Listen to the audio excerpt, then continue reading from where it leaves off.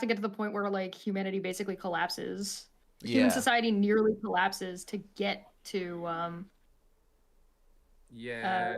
There's a thought to open the show too. Hello. good. Hi. Hello. We were just talking about you can't have Star Trek without a little bit of World War III, and that's very true. That is 100% true. And yes, we did Yeah. go live in the middle of that sentence. Yeah. Yeah. So everyone, On brand. hi. I don't make the rules. Star Trek does. Yeah. But Gene yeah, Roddenberry did. the audio I don't is working. I don't make history. I just write it. The audio's working. There you go. I'm very happy about that fact because the Spirited Ramblings is 207, the redo episode, and we are joined by a full roster that includes Krendar for, unfortunately, not once. Like, I'm here every week with the man. Can you believe? And he's still sane and relatively. No. I don't believe that. No. But we have Feelgood who is here and like me is dealing with the Irish summer, but unlike me is dressed appropriately because I'm in a big old Snuggie that I got a few weeks back and I love this thing. Snuggie. Yeah, I'll stick with fucking pajama tank top. And also some sort of goblinoid, orcoid creature down at the bottom. Rude, but okay. No. Excuse me. You have to say how wooed, like Jar Jar, who's also how wooed. No, now you sound like Gurgi. Come on. TJ. Don't summon the TJ. Or do, actually. That could be fun. I saw him recently doing a video where he was responding to something or other, and oh my god, the beard's completely gone, and I know, I hate it. oh yeah, I'm not a fan. I'm sorry. Like I don't have the beard either. Like whatever makes him comfy. If he's done with the beard, he's done with the beard. But it's just I think it's like unnatural because to me it's always he was the neckbeard for so long. Now there is no more neckbeard. I disagree. Not whatever makes him comfortable. He's not allowed to do this. We should peer pressure him. He's not TJ anymore. We can't have this. He's JT, and no one likes JT. Right? You think he's ever gonna come back with just like the goatee, but the rest of it's gone? That's when he's JT. He'll be pressured into just putting some Sharpie all over his face. Mm-hmm. Speaking of which, shout out to Saints Row 4 that made the evil alternate universe version of the player character joke. And even if you're playing a female character, your evil twin still had a goatee. Well, yeah. Beautiful. It was great. Well, it's a Star Trek reference because in the original Star Trek series, they all had evil goatees. Yeah. Even the female characters had evil goatees as well. No, they didn't. That part wasn't true. That would be cool, but they didn't do that. Yeah. All the women were dressed as like all the women were dressed as sluts because they were comfort women on top of their regular duties. Oh right. Yeah. It was the birth of a trope though that day. Yeah, of course. Also, Chesh, do you remember from the original? Did every evil version of them have the goatees? I don't think Sulu did. Sulu, I don't think it was a goatee, but it was facial hair, wasn't it? And what about Chekhov? How dare they violate their own rules? I know. Let me double check. I know Chekhov had this big old sleazebag grin to show that he was evil.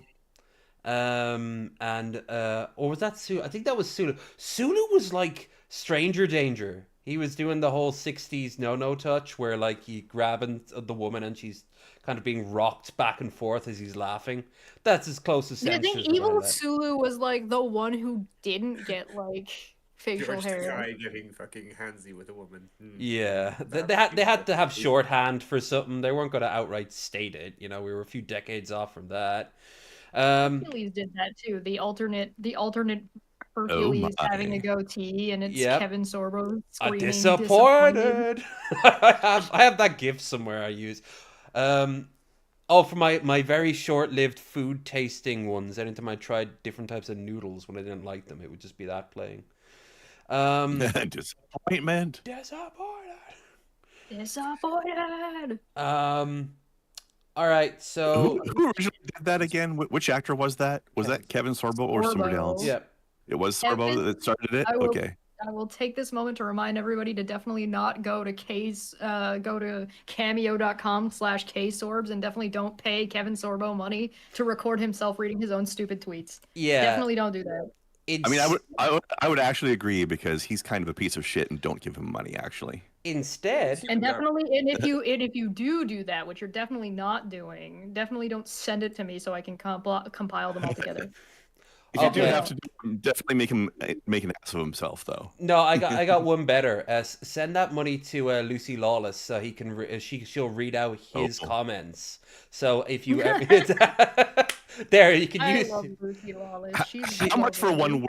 Can we get her to say disappointed? Disappointed. Very good. I'm sure she said that when he started doing those God Not Dead movies. He was like, "Come on, Lou, we used to hang out. We used to do stuff together." Disappointed. Oh, they don't like each other. Oh, they fucking despise each other. Absolutely rocked him on Twitter more than once. Isn't it great? Yeah. Anybody that hates Kevin Sorbo has just earned some points with me. So is what's his name? The one from the Evil Dead films. Are you talking about Bruce Campbell? Yeah, doesn't he not get along with Kevin? Almost nobody gets along with Kevin Sorbo. No. Yeah, he's like human trash again. I think even Chuck Norris doesn't get along with him, and those two are on the same political side. Well, the person I would wonder about whether or not they actually get along for being like politically problematic would be Tim Allen. I'd be curious if Tim Allen and Kevin Sorbo get along. Oh, did you see that on that surfaced footage of Tim Allen? It was an unused bit of the Home Improvement show where he basically just gives this really good fatherly advice about like don't judge people on these preconceived notions, but get to know them better. Like it's like what alternate reality of this? Where's this Tim Allen? You know, it's weird. Anyway, Walt. Sorry, Go ahead. Just a quick question. While we're on the topic of people being politically incorrect and such and problematic, are we going to show our viewers that lovely little whites only laundry video? Oh, that's been floating around for a while though, hasn't it? That white. I don't know. I think actually we should. Just mean everybody's seen it. I haven't seen it until yesterday. I'm almost certain. Let me just make sure it's the same one we're thinking of. Scroll up. I posted in memes yesterday. Yeah. And while we're waiting, everyone like, share, subscribe. Check out links down below, and blah blah blah blah blah blah blah blah blah. You all know what this is about at this point. Blah. Indeed. So, Chesh, what were you about to say? About Tim Allen? I don't know what it was about, but the two of us started speaking at the same time, and you said that I should go first. So, what were you going to say? Tim Allen has he's problematic in a little bit of a different way. Like he's clearly got that right wing ideology issue, but at the same time doesn't always say the dumbest thing ever. You know what I mean? Say the first thing that comes into his damn head. Which isn't much. All right, let's start on let's start and see the whites only laundry funny commercial. How old? 4 months. Yeah, this is the one. Maybe it hasn't. It just looks really familiar. Listen, I want to invite you to my new laundromat, Whites Only Laundry. We specialize in only washing in white laundry, so your linens, socks, and undershirts will look fresher than ever. By focusing just on white laundry, our prices are 25% lower than the other guys. Plus, get an extra 10% discount by singing our slogan at the register.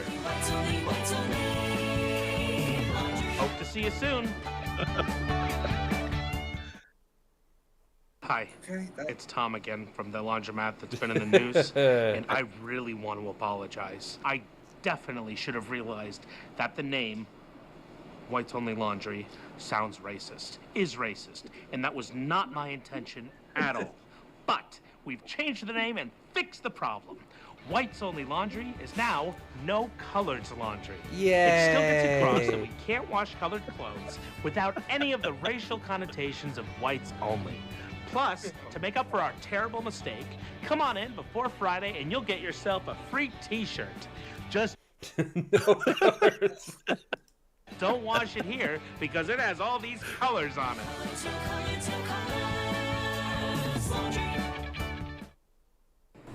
Hi, it's Tom again. Oh, that's a great bit of More and telling. more dejected. Yeah, in the background, fewer and fewer people are using it as well. That's a nice So touch. sorry. I feel terrible. In general, yeah.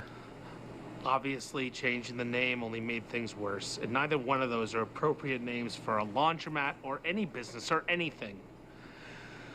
But I'm gonna make things right. First, for the African American community, I've installed a special side entrance so that you'll know you're definitely welcome in my laundromat. Also, I've set aside separate but equally powerful washing machines exclusively for your use in the back of the laundromat. Yeah. Although they still only wash white clothes. And this time, to ensure I don't upset or disrespect anyone, I'm naming it after myself.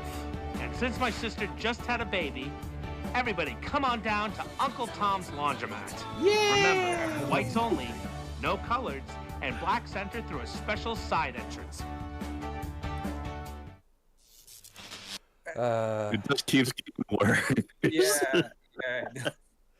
You know what?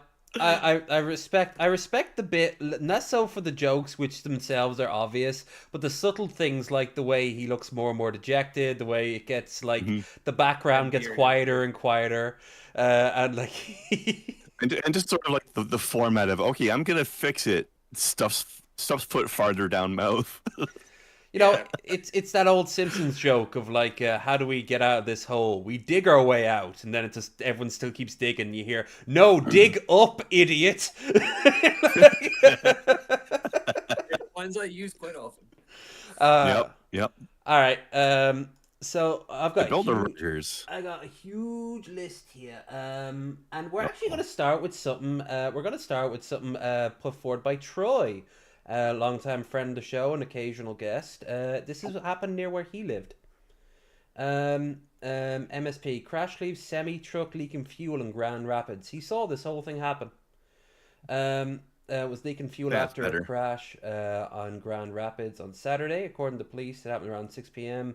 Semi was headed north, 31, we lost control. The roads were at the time due to storm to pass through West Michigan. He has the worst fucking luck with traffic. He's like, oh yeah, I saw this truck that was leaking all this fuel all over the road. So yeah, that's why it took so long for me to get home. I'm just seeing that thing on the side, and I want to know what the hell Taco John's is. I want to try that. Taco John's? I've heard about Taco John's in the past. Old Taco John's near Hudsonville to become Taco Bell. Boo. I can already tell it'll be a downsize.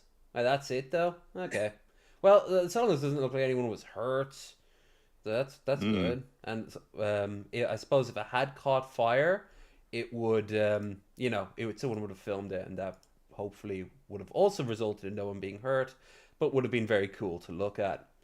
What else is fun to look at, or at least cool to look at? Nick Fuentes. And now with a broken heart. Aw, baby boy. He's so wounded. Why are you wounded, friend? Not on board with the Epstein cover-up. Oh, I don't want your support. You're a weakling. Fuck you. Fuck you. You suck. You are fat. You are a jerk. You are stupid. You are not funny. You are not as smart as you think you are. You are, and honestly, personally attacked here. And if you watch my show, you know I've been very critical. I've never been this far. This just goes to show this entire thing has been a scam. When we look back on the history of populism in America, we are going to look back on the MAGA movement as the biggest scam in American history. Yeah, he said it. He said the meme. What is? And speaking of memes, something broken clock is right twice a day. Yeah, for a very different reason. He's lost his shit. Unless it's a broken military clock, and then it's right once a day. By the way, he was mostly complaining because he wasn't being hard enough against Zelensky, and he wasn't being hard enough against Israel. unless he's pro-Israel, because then he can hurt the Muslims.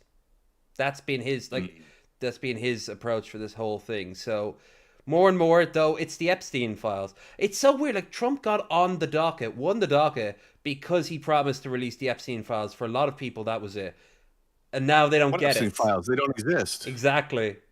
Like, it's fascinating to see this Somebody this moment where he lost control of the movement. Somebody in one of the discords I'm in posted a joke the other day of I don't know if you've seen this, but there's a picture of like a stealth bomber, but it's just been plastered with paper. And it's like, new model of stealth bomber just came out. Nobody will ever see it because it's covered in the Epstein files. Yeah. That's funny. And the liberals were right. The MAGA supporters were had. They were. Well, I don't like saying liberals are right on anything, but at the same time, anyone on the left saying something correct at his expense is always positive. I don't think that the Epstein issue is a left or right issue, or at least it shouldn't be. No, it is a universal one. It's a humanities issue. Well, and part of the problem is you do have like a lot of the quote unquote cancel culture, culture war issue is manufactured. And like, that's not to say that there aren't issues. There are absolutely social issues that need to be resolved, but pretending those social issues aren't humanitarian issues that should be bipartisan, but aren't because of dishonest racist bigots. Which is why you're seeing the Epstein issue be the issue that it is. Yeah.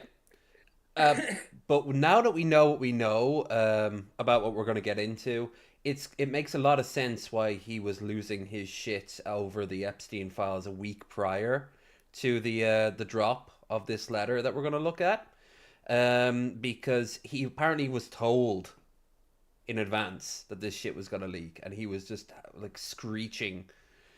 Before we continue, does anyone want to talk briefly about Stephen Colbert getting cancelled? Because I don't.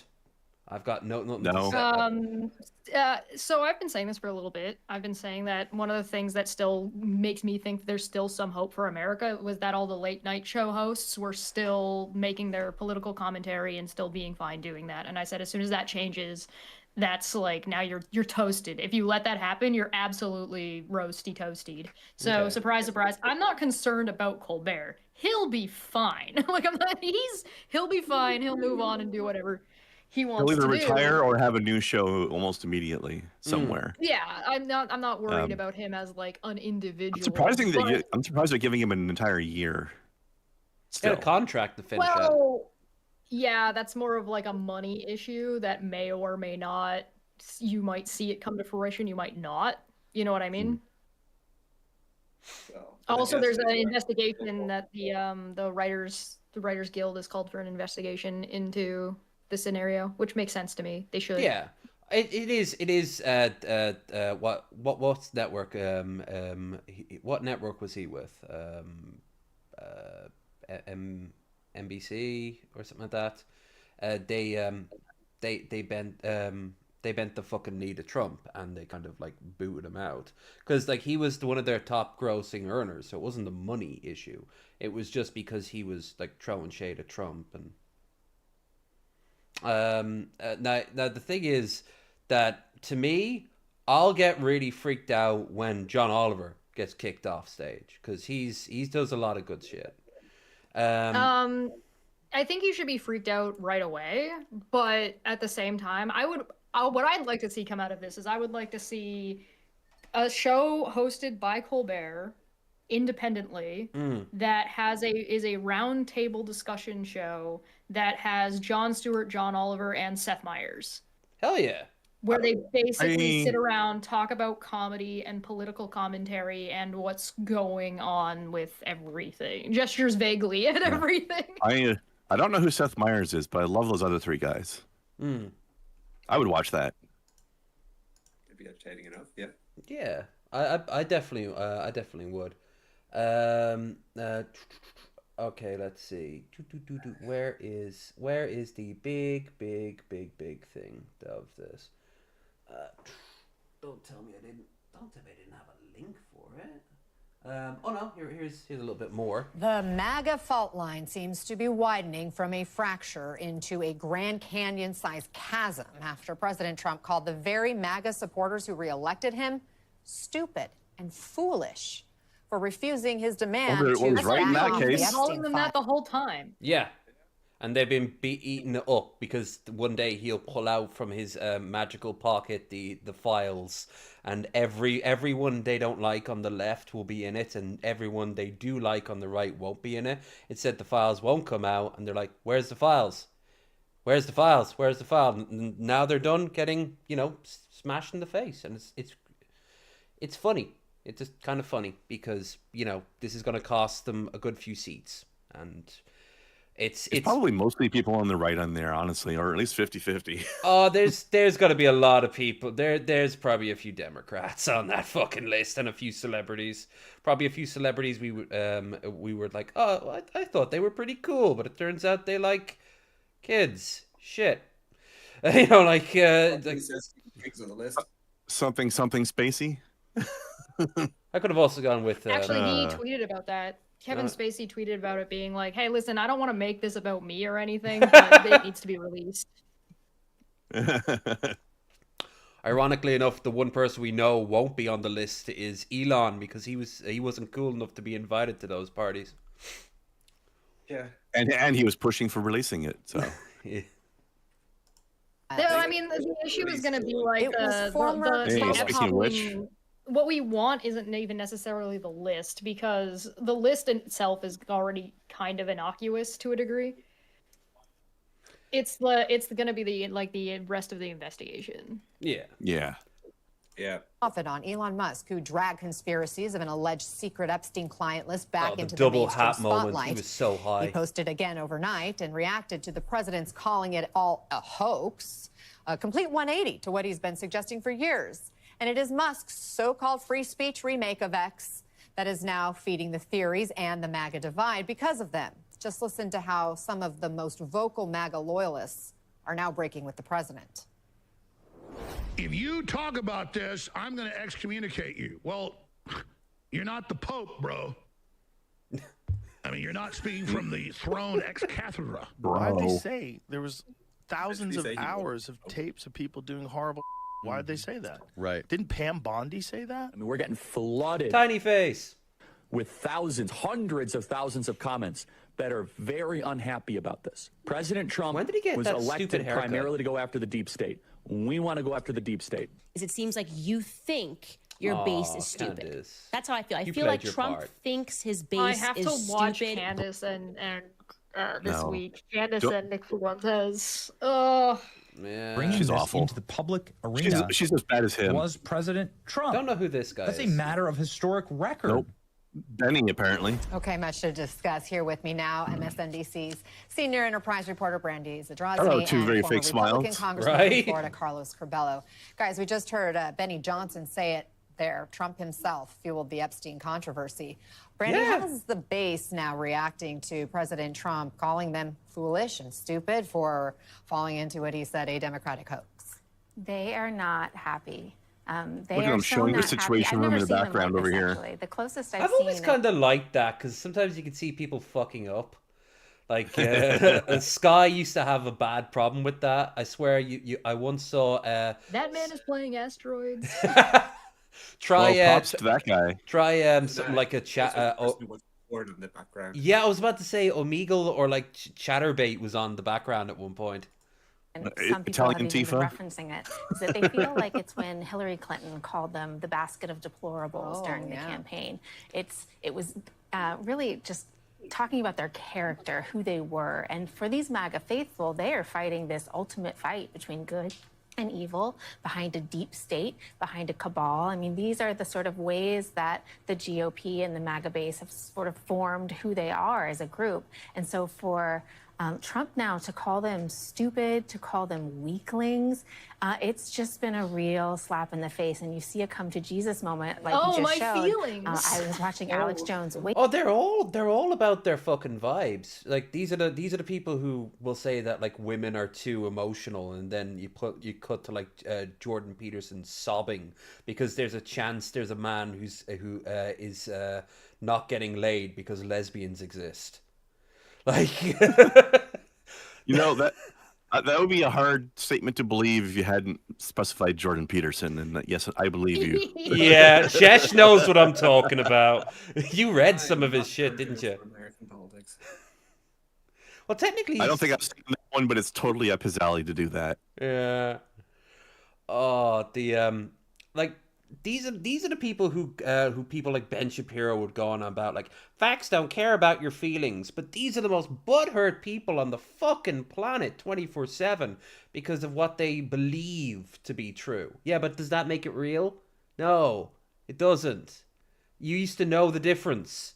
At some point, probably when the towers fell, maybe under Reagan, shit to start to alter on some fundamental, dare I say, genetic level with right-wing brain patterns. And now they're just, I don't know, the thrashing throng that will become like a chaos cult or some shit like that. Is it just me, or does the phrase "when the towers fell" come off as very Darmok and Jalad energy?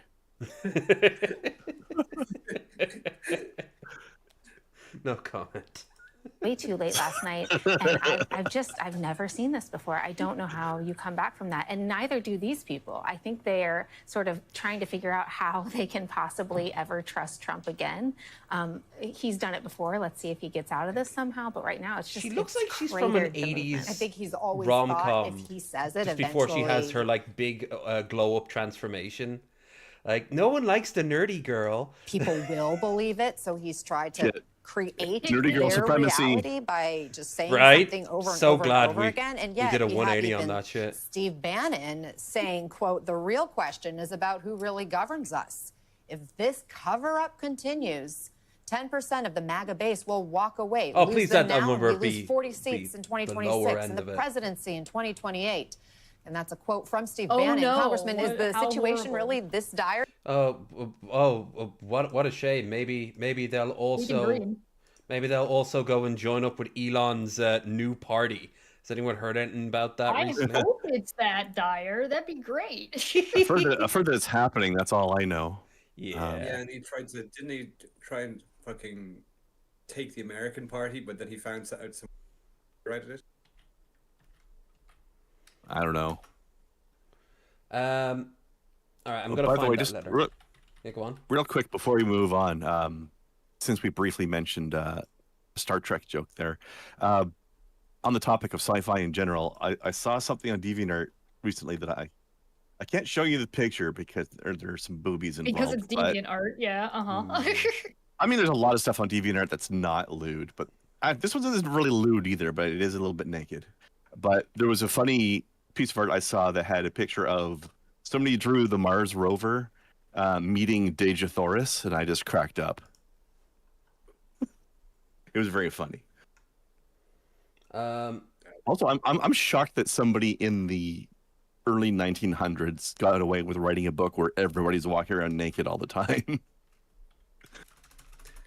Not that he brings it up very often, but it is a fact. Wasn't that the entire concept behind Ray Punk, where everyone basically walked around stark bollock naked the whole time? What did you call it? Ray Punk. Ray Punk? Never heard of that. Well, you know the whole sort of Boris Vallejo sail ships and space shit? Oh, yes. Okay, vaguely. That's Ray Punk. Okay. Well, the John Carter of Mars series did it as well. That's also kind part of the Ray Punk. yeah. That's kind of Ray Punk. Yeah. And that's what the where the Dejah Thoris character comes from. All right, so I don't want to subscribe to the Wall Street Journal because, well, that's just my own question, my statement. But I found a few things. A collection of letters gifted to Jeffrey Epstein for his 50th birthday, 2003, including a note bearing Donald Trump's name and had an outline of a naked woman according to the Wall Street Journal report published on Thursday. The drawing, depicting a woman's breasts and a Donald signature in place of the pubic hair, I was going to say the public hair, surrounded several lines of typewritten text, according to a newspaper which reviewed the letter, concluded with the line, "Happy birthday, and may every day be another wonderful secret." Ew. Fucking hell. Trump, in an interview with the Journal on Tuesday, denied he wrote the letter and drew the picture, and threatened to sue the newspaper if it published the story. "I never wrote a picture in my life.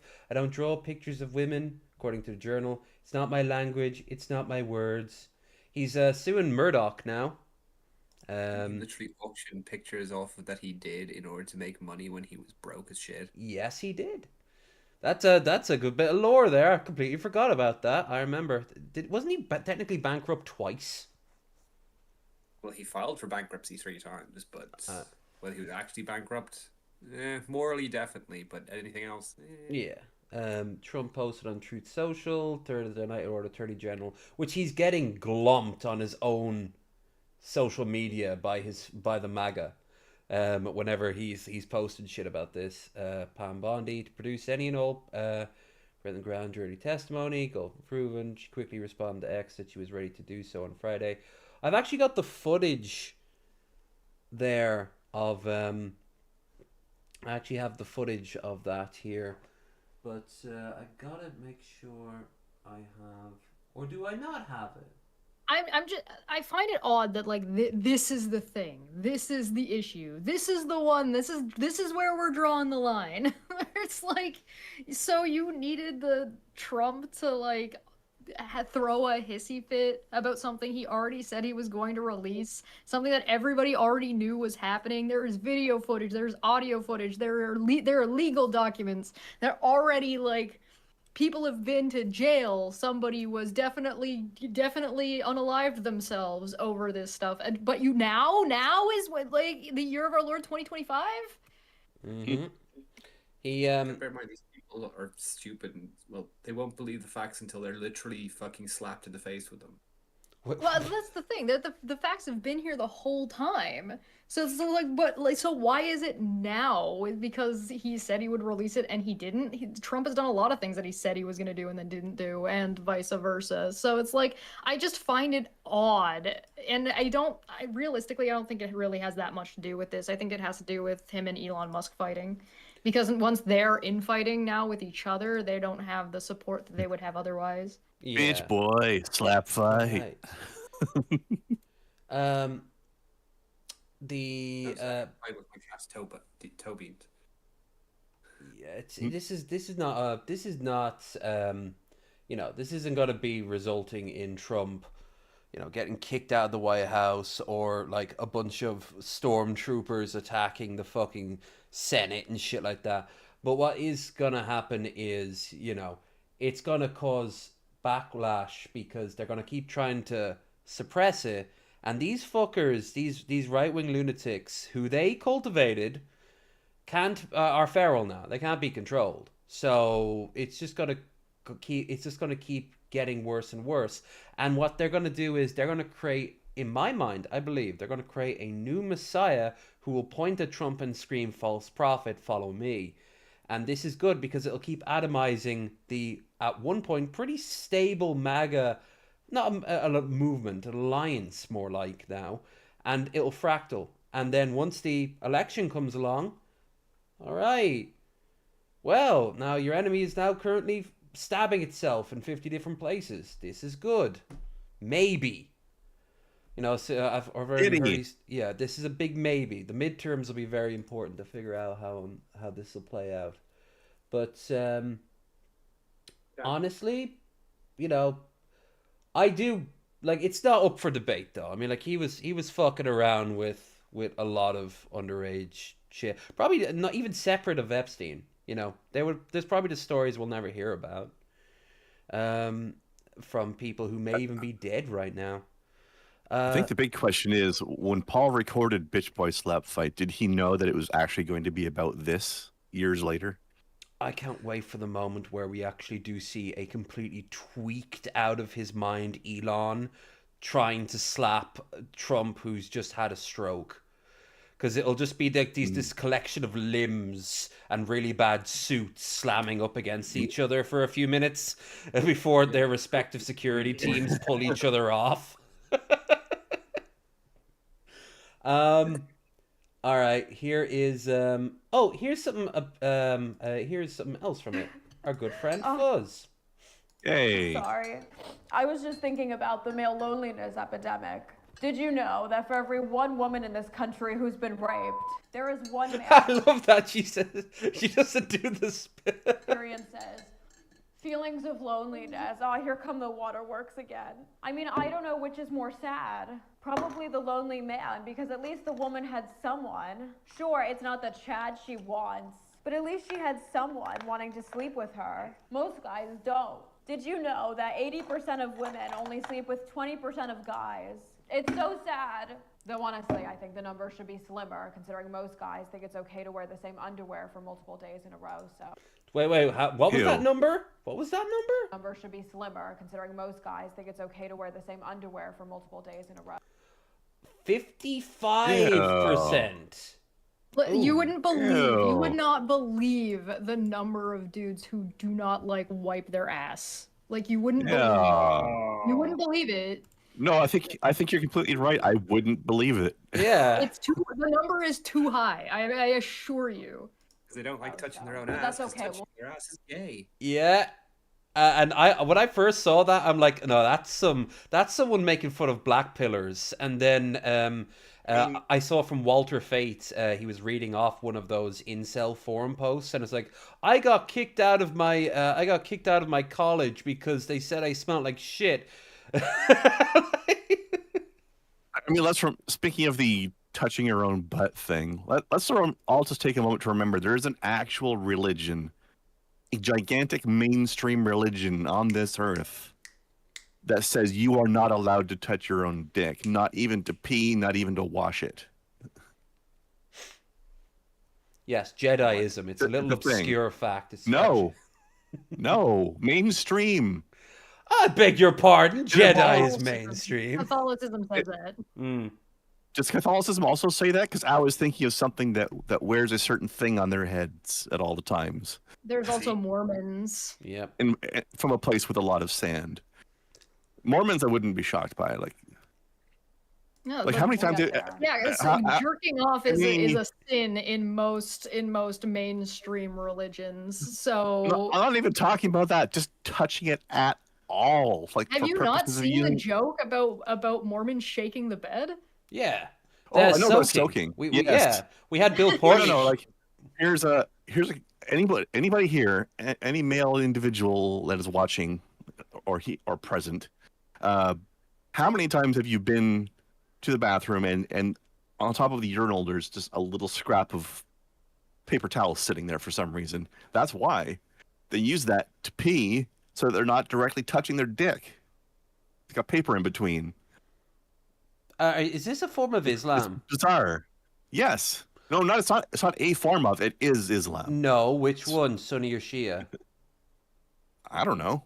Well, that's a big difference right there. I know that there is. I know in Iraq, whichever the dominant one is, it's a very important one to know which hand it is to wipe, because you're not meant to shake your hand with that one.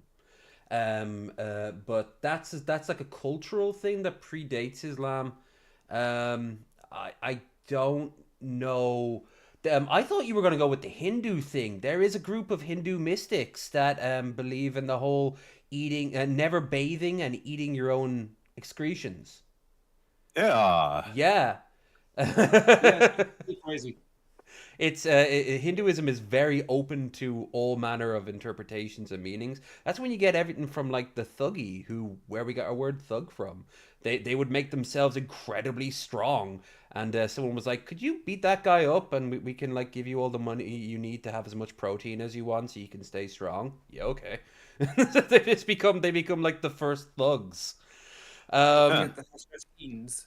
The Hashishins. That's Islam. That's the assassins. Yeah. I thought that was Sikhs.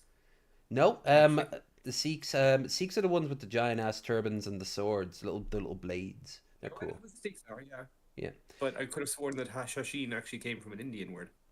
It could. I know there's like now I want to check out that Kingston General one. Anyway, on delay. 90-10 rule by 2026. Let's go, ladies. How do men fill this crippling loneliness, you may ask? Well, they join, book clubs. Except the book is Mein Kampf. Loneliness is the biggest predictor of whether a guy will join the I love this woman so whether much. it be neo-Nazi groups, like white that. supremacist groups, or the manosphere. Yes, that's right. Men are in such dire need of companionship that they flock to the manosphere, which tells them that there's no point in engaging with women outside of sex and that the friend zone is a trap. I mean, it's so sad. I mean, these men are already so lonely, and then to add insult to injury, only fucking women want to be their friends. I mean, he has some standards, come on. Men are also so lonely that they have to subscribe to girls on OnlyFans. These OnlyFans whores are so fucked up for taking advantage of these lonely men. I mean, these men are so lonely and so married. was that was a 87%? I mean, these men are so lonely. Something like that. So married. Yeah. I love I love how she goes by so fast. It's almost subliminal. Although, honestly, boo for showing AI overviews because those things are wrong half the time. True. Yeah. I wish my wife's pussy was as tight as yours. Hard eye. This poor man. Hard eye? What the fuck is that? I'm sick of the Heart eye. eye. Ah. Absorb sob stories that men are the only ones wrought with existentialism and feelings of loneliness. Generation Z is the loneliest generation alive, and yet some people have taken it upon themselves to interpret loneliness as simply meaning not getting any. Feminism is to blame for male loneliness. Women's standards are too high. Really? Feminism is the reason men aren't even friends with each other anymore? If you people can't even enjoy each other's company, why the fuck would a woman? I love or do that the line. boys not want to be your friend because you're not a 6 foot woman. dumbass? How much longer are we going to coddle these pieces of shit? Loneliness is driving men to become neo-Nazis. Sounds like a skill issue. You know what I do when I'm lonely? I go on TikTok. I call my mother and I tell her about my day. And then once she starts telling me about hers, I pretend to lose reception. I go on Pinterest and make a mood board for dark academia core and light academia core and spring academia core until my feelings of loneliness are replaced by what could only be described as psychosis. You know what I don't do? Eugenics. But men today feel like they don't have There's only one of two things. You can start a Threads or invade the Sudetenland. There's only one or two of those things. Who does? Yeah. Do you think that if I had an innate sense of purpose, I would be doing this? Nobody has innate purpose. True. They try out some hobbies and then they pursue the one that makes them think about killing themselves the least. Men feel like that if they don't make over 6 figures, society sees them as a loser. Ever heard of lying? Nobody knows your income but you and the IRS, and nobody else needs to know. If the only thing keeping you from being a white supremacist is telling a white lie, do it. White. Lie on your dating profile. Great. I do. Do you think my favorite way to start the day is actually by giving you morning head? No. I just know it's what horny guys want to hear, and I have no qualms about lying to them. There will be no morning head. Your dating profile is a canvas. Paint it how you will. Anyway, what do I think will solve male loneliness? Women.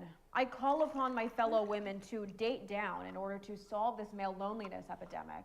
Date the guy that God. calls you a cum dumpster. Transparent milk jug is freaking me out. Date the Carton. guy that does race realism on Twitter and says that race mixing is a Jewish psyop to destroy the white race. He will be a great father to your children. Date the guy who subscribed to 21 Children. He will have amazing confidence after all those inflated dick ratings. It's up to us, ladies, to save men and the white race. Thank you for watching. I'm holding an ice cream social for the boys so that they can come and make friends. Oh, and if you're able to get through the evening without saying anything racist or sexist, you get one of these. That was a good video. I like that. Yeah, Fuzz is great. She doesn't put out. I just hope she doesn't like have that voice normally. Like she's putting on a Oh, voice for this. no, because no. it's She plays it up. She plays it up a bit. She plays it Yeah. Same character. Yeah. Oh, we never actually watched this one either. We watched this when Miana was on, which I did not plan, but she fucking loved it, and I'm like, oh, thank Christ, I dodged a bullet. I'm like, here we go. Oh God, no. Oh good, she likes it. Oh, woo. Setting women I'll back. have to watch that one later, and it looks amusing. Horror court. I know, it's only 4 minutes. So We this can watch. video is about the male gaze. No, I meant the other one. Put the wet wipes away. Pride Month is over. The male gaze. Because these Now two it women is have been getting Rage Month. smoked online. People have been calling them whores. And at first I thought, Disability okay, who Pride gives a Month, fuck? actually. Men call Of everyone July, a isn't it? whore. They call Lois Griffin from Family Guy a whore. But I then I think. realized there was women. The real question is, like, she was whatever they wanted, and no, they never called Francine a whore, but she is the biggest rose garden bush in East on the East Coast, and each one of those roses represents a lover. So it's time for a sexy party.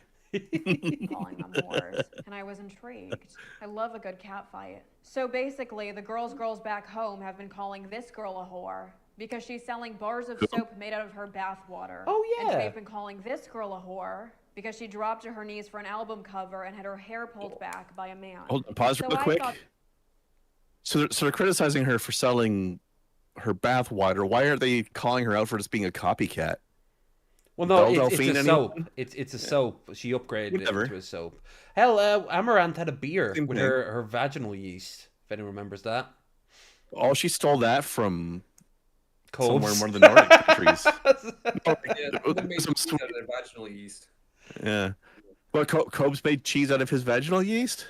Well, it wouldn't surprise me. Not intentionally, but he just found something in the corner of his room at one point and he ate it. So, yeah. Thought that we would play a little whore court today and see Whore what the court. verdict is. This are accent. these bitches selling out our gender, or are they feminist icons? Because it has to be one or the other, apparently. Suspect 1. So I actually haven't watched Euphoria yet. I've been too busy rewatching 9 seasons of Cake Boss. But every day I open Twitter, I am inundated with gifs of Sydney Sweeney jiggling on my timeline, get hundreds of millions of views and millions of bookmarks. Though apparently the bitch is broke. Every time I see an interview snippet from this woman, she's trauma dumping about having no money. Do you know how pissed I would be if 10 million boys were jacking their shit to me every night while I was straddling the poverty line in LA? I would sell more than bath water. That's I would fair. sell baths with me. I am not taking out a That is a fucking fair mortgage complaint. when I'm the reason your husband doesn't need Blue Chew anymore. So it's perfectly fine with feminist ethics for HBO to whore this girl out on Euphoria and make her fuck half the cast on camera. But the second she finally gets a sizable stake in her own sex appeal is where our spidey senses tinkle. Honestly, I think the reason this story pisses us off is not because of feminism, but because it poisons the dating pool. We could turn a blind eye to the guy with a pinup poster of a Playboy model. That's a passion project. We can fix him. But what you can't fix is a man who's bought bath water. That's a predator. That is 100% true. I mean, imagine if you had like a first date with somebody and they sat down and how would you even reach that topic? It would have to happen in the most random number generator shit ad lib possible. But it's brought up and he's like, What's you yeah. do for a living? I sell my bath water to make soap. Oh yeah, I didn't even think about that. What if she sits down and no, she should open with that as a power move. You know, like that should work in reverse. But imagine the guy buying it, sitting down, and then imagine if it was like Green Wing and he had it as a little necklace and he had it around. Oh no, that would just be like, so I'm always close to Belle. Mwah. So what do you do? I get my coat and leave. I've never heard of whatever Green Wing is. No, wasn't a very popular show at the time in the UK, but I fucking loved it. Now we're gonna go. Well, that explains and why I I saw heard of it. some Okay. bathwater soap. I'd report him to the police for domestic violence, but that's just me. Anyway, Sydney's exonerated. I'd go so far as to say it's empowering, because if selling soap will get her to stop pity farming on her press junkets, then I'm happy for her. I just don't think it's good for feminism for a woman who's basically treated by the boys as a walking cum tribute to also be broke. It's not good for morale. Let's discuss suspect 2, Sabrina Carpenter. The girlies on Substack had a field day with this one. Every day, the internet sheds a tear when they realize that their favorite millionaire pop star, who works with rapists, performs at galas which bankroll ethnic cleansing, and performs private concerts for dictators, apparently also isn't well versed in feminist ethics. We were devastated by the news that the girl who sings about BBC and gets Eiffel Towered on stage is also into hair pulling. But also, I don't understand largely flocking to someone for their sex appeal and then getting mad when they do sex appeal. Because at the end of the day, nobody went to a fucking Sabrina Carpenter concert until she started dressing like a disco ball fleshlight. Respectfully, love the look. I mean, this girl put out 10 years of bangers, but nobody gave a fuck because she looked like a Free People campaign. I mean, she was probably one more flop away from selling bathwater, let's be honest. Oh, Sabrina's album cover is objectifying us. Your boyfriend is watching barely legal Asians get gangbanged on the hub. Go tweet about him. I would see it as a feminist win if the average guy's porn history was as mild as this. Are you serious? Sabrina's turning us into objects for men to abuse. I promise you that the boys at home who see us as subhuman cum dumpsters don't give a fuck what the covers of the music we listen to looks like. The girl who sings Espresso is just not going to be the deciding factor of whether or not they dehumanize us, I swear. I mean, not to get on the soapbox, but I am sick of these random bitches being scapegoated as the reason why some men don't see us as human beings. The gender that generates deepfake porn, does sex tourism, and fucks broke homeless women who don't speak English just don't care about whether we want to be objectified, I promise you. If anything, they prefer it when we don't. Well, anyway, I would consider Sabrina guilty because this cover feels like a pet play dog whistle. And though I hate to kink shame my queens, I personally think that if you do pet play, you should role play the part where you get put down. Thank you for... Damn. It's a fucking shade. Savage. She's this woman is just shade personified, walking around and being sassy. Yeah. As we should say, whenever we see a force of nature, at least they're on our side for now. You know. Although it was a little unclear in this video what it was she was making while she was talking. Was that supposed to be soap bars? For watching Horror.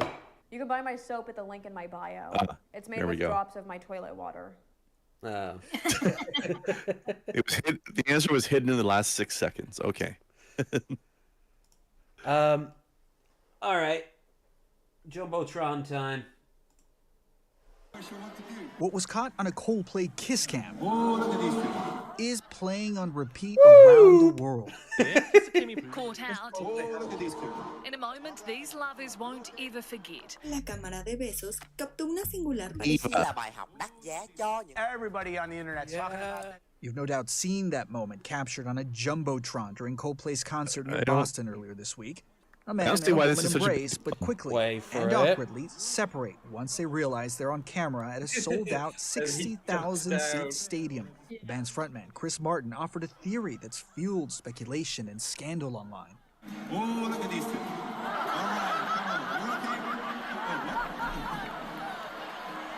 either they're having an affair or they're just very shy. He is Andy Byron, CEO of New York-based tech company Astronomer. She is Kristen Cabot, head of human resources, according to Astronomer's website. What would HR say? Oh, hang on, she is HR. Neither Byron nor Cabot have publicly addressed their surprise concert cameo. The company's Friday statement reads in part, Astronomer is committed to the values and culture that have guided us since our founding. Our leaders are expected to set the standard in both conduct and accountability. The board of directors has initiated a formal investigation into this matter, and we will have additional details to share very shortly. I've been watching it. It's on like every feed of my Instagram, of my Facebook. It's crazy. It did explode. The viral moment continues to give. He's married before you get like he's so that's that yeah. So here's the thing though, like whether they have a big camera thing or not, like even if this Jumbotron wasn't a possibility in the first place, if you're having an affair and you're trying to hide it, why the fuck are you cuddling in public? Yeah. Because cheaters never think they're gonna get caught. Apparently. Nobody's going to notice us in the middle of 10,000 people. Short answer, arrogance. Yes. It's like those a lot of time people like this will also justify that and say that they're not doing anything wrong.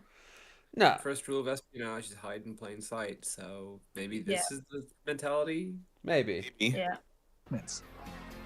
It's embarrassing. You know, it's like nobody's got a private life anymore. And it's merger after Rolling Stone already offering a lampoon. I'm like, what do you mean nobody's got a private life anymore? They weren't in private. They were in public. Yeah, but why is there a kiss cam at a fucking Coldplay concert? It's a better question. Like, seriously, can we not just... I don't know. Kind of cute. Why not? Celebrate people. I'm on the why not category. Why not? Yeah. Fine. If you're cuddling and totally in blend public in. concert, why can't people go like, "Oh, look at them, that's cute"? You're there to see the band. You're not there to look at the crowd. Yeah, you could say that about anything. At the same time. Well, I don't know. Because it's boring as shit. But a concert, you know, it's supposed to be energetic, lively. There's That's adding to the energetic liveliness. When you're at a concert, you're not watching them so much as listening to them. Unless they have some sort of dancing or something going on to also watch. But I don't see anything wrong with putting a cute visual up while you're listening to their songs. Yeah, fair. And if they didn't want to be seen, they shouldn't have been doing it in a gigantic public place with thousands of people. I saw somebody say that because this guy is getting, like, there's a bigger investigation going on, and that this guy is getting suspended. Somebody had said that, oh, I don't believe that what you're doing in private, like your private affair, should affect your job. And it's like, he's the CEO and she's the HR manager. Yep. Yeah, there's something extra added to it because of the fact that one of them is the HR manager, and also, how the fuck was this a private affair when they're doing it in public again? I think they more meant like a personal life thing, but that's just me being charitable to somebody saying something fucking stupid. Yeah. If she hadn't been the HR person, it might have been a little different, and if he hadn't been the CEO. If they were two random people, yeah, nobody would care. No one would have given a fuck. Yeah. No, even if we did know, but they were like lesser posts. Like, I don't know, if one was like the chief financial officer and the other person was, I don't know. Well, somebody he'd still be else's getting a secretary, but not- divorce, wouldn't he? Like, if he was the janitor and he was still caught in the jumbotron fucking somebody who wasn't his the wife. issue is that the issue is that there's a serious power dynamic issue and an issue with whatever the hell else is going on. It's like the classic stereotype of the secretary and the CEO. Yeah, basically. But it's what they pointed out, right? One of the news people pointed out. It's like, oh, we should report this to HR. Oh, wait. Yeah. Oh, wait. I'd like to report Oh, something. no. Yeah, I have a feeling I know what that is already. You know? Bubble tea disguise glasses, and a camo tee. The thing is, like, he shouldn't done it, and that's it. What about you? Anybody? There's also a question of like, how do you trust somebody to be ethical? Do you Right. think anybody at her company approached her and said, I need to report something to HR? And it was this? This guy's facial hair needs to be reported to someone. I was about to say that's That's kind of neat. I like it. I absolutely hate it. And also, what facial hair? That's a Sharpie. Yeah, you can read that on. I love when people It's do like it's unique PlayStation things 2 because facial everything graphics. is boring. I mean, you make Every- things do that, but it's hideous. This looks like I don't care. That's a personal decision. You might think it's hideous. I like it. That's a matter of taste. The point is this person is doing something unique, and I'm all about it. Yes, I'll give him that. Butterfly landed right here and spread its wings and landed, and then the A little bit. I was thinking, you know, when you Yeah, 'cause he's got that little bit. Yeah. you know, sometimes you see like boxers or martial artists, they have like protective headgear that goes on their jaw. Oh yeah, like the jaw protector. It looks like one of those. He's got the RoboCop jaw going on here, except for the chin. A little bit. No, I still need to play that game. I've been playing it. It's pretty noticed. good, but a bit on the jank side. I just think it's a little uncanny valley because it's so clean. But that's because for me, a beard is just something that happens kind of naturally, and then you kind of take care of it, but not to this degree. But I think I just don't have it. A little bit, yeah. Yeah, I just don't have Not that. to this degree. What does that mean? No. For me, I What's couldn't your reach scale it. of how much you should take care of your beard. It's for so me, manufactured. Yeah, for me, it is not literally for me on how I trim it. Hell, Feelgood's given me a shave once or twice. The fucking shave a lot of people's heads. So you know. Yeah, and I go very scruff, and I'm just thinking on me that wouldn't look good. That's what I'm saying. I don't think that would look good on me. But on him, I think he's rocking it for himself. While I generally don't like this kind of thing, if anybody's gonna have this thing, it's somebody like him. His face makes it kind of work. It looks a little bit. Yeah, it's chia head. I'm just here for people wearing and doing unique things because everybody wearing jeans and t-shirts all the time is exhausting. Yeah, I've been thinking of getting. I'm still trying to get a dashiki before the end of the year. Fuck yeah. By the way, real quick comment. While we're talking briefly about video games that came from 80s movies, I recently finished the Indiana Jones game, and that was not jank at all and fantastic all the way through. I've heard nothing but good things. Yeah. I've heard that the actor who plays the main villain has been getting a lot of people talking about how much they hate his character and how vile he was, and he's just soaking it in and being like, yes. He did an incredible job. The main villain was creepy as fuck. Beautiful. Okay, let's see. Oh, this is something that just came out of the fucking blue. So this is Isaac Hayes' son. I saw something brief about this, yeah. Yeah, for over 14 years, people have speculated about why my father, Isaac Hayes, left South Park. I'm here to set the record straight. My dad did not quit South Park, Scientology did. After the episode... We knew that. No. After the episode Trapped in the Closet, aired in 2005, my father suffered a stroke just a few months later that left him unable to speak or make decisions on his own. He was not in any condition to resign from anything. The truth is, somebody else within his Scientology circle made that decision and quit the show for him. He loved being the voice of Chef. He loved the character. He loved connecting with his fans. He would joke with people who recognized his voice and truly enjoy being part of the show. The narrative that he quit because he was offended by the satire is not true. That was a cover story created by others. My father never got a chance to speak for himself because his health robbed him of that chance. Now speaking for him, did not leave South Park willingly. He was forced out by illness and people did not have the best interests at hearts. And we love Chef.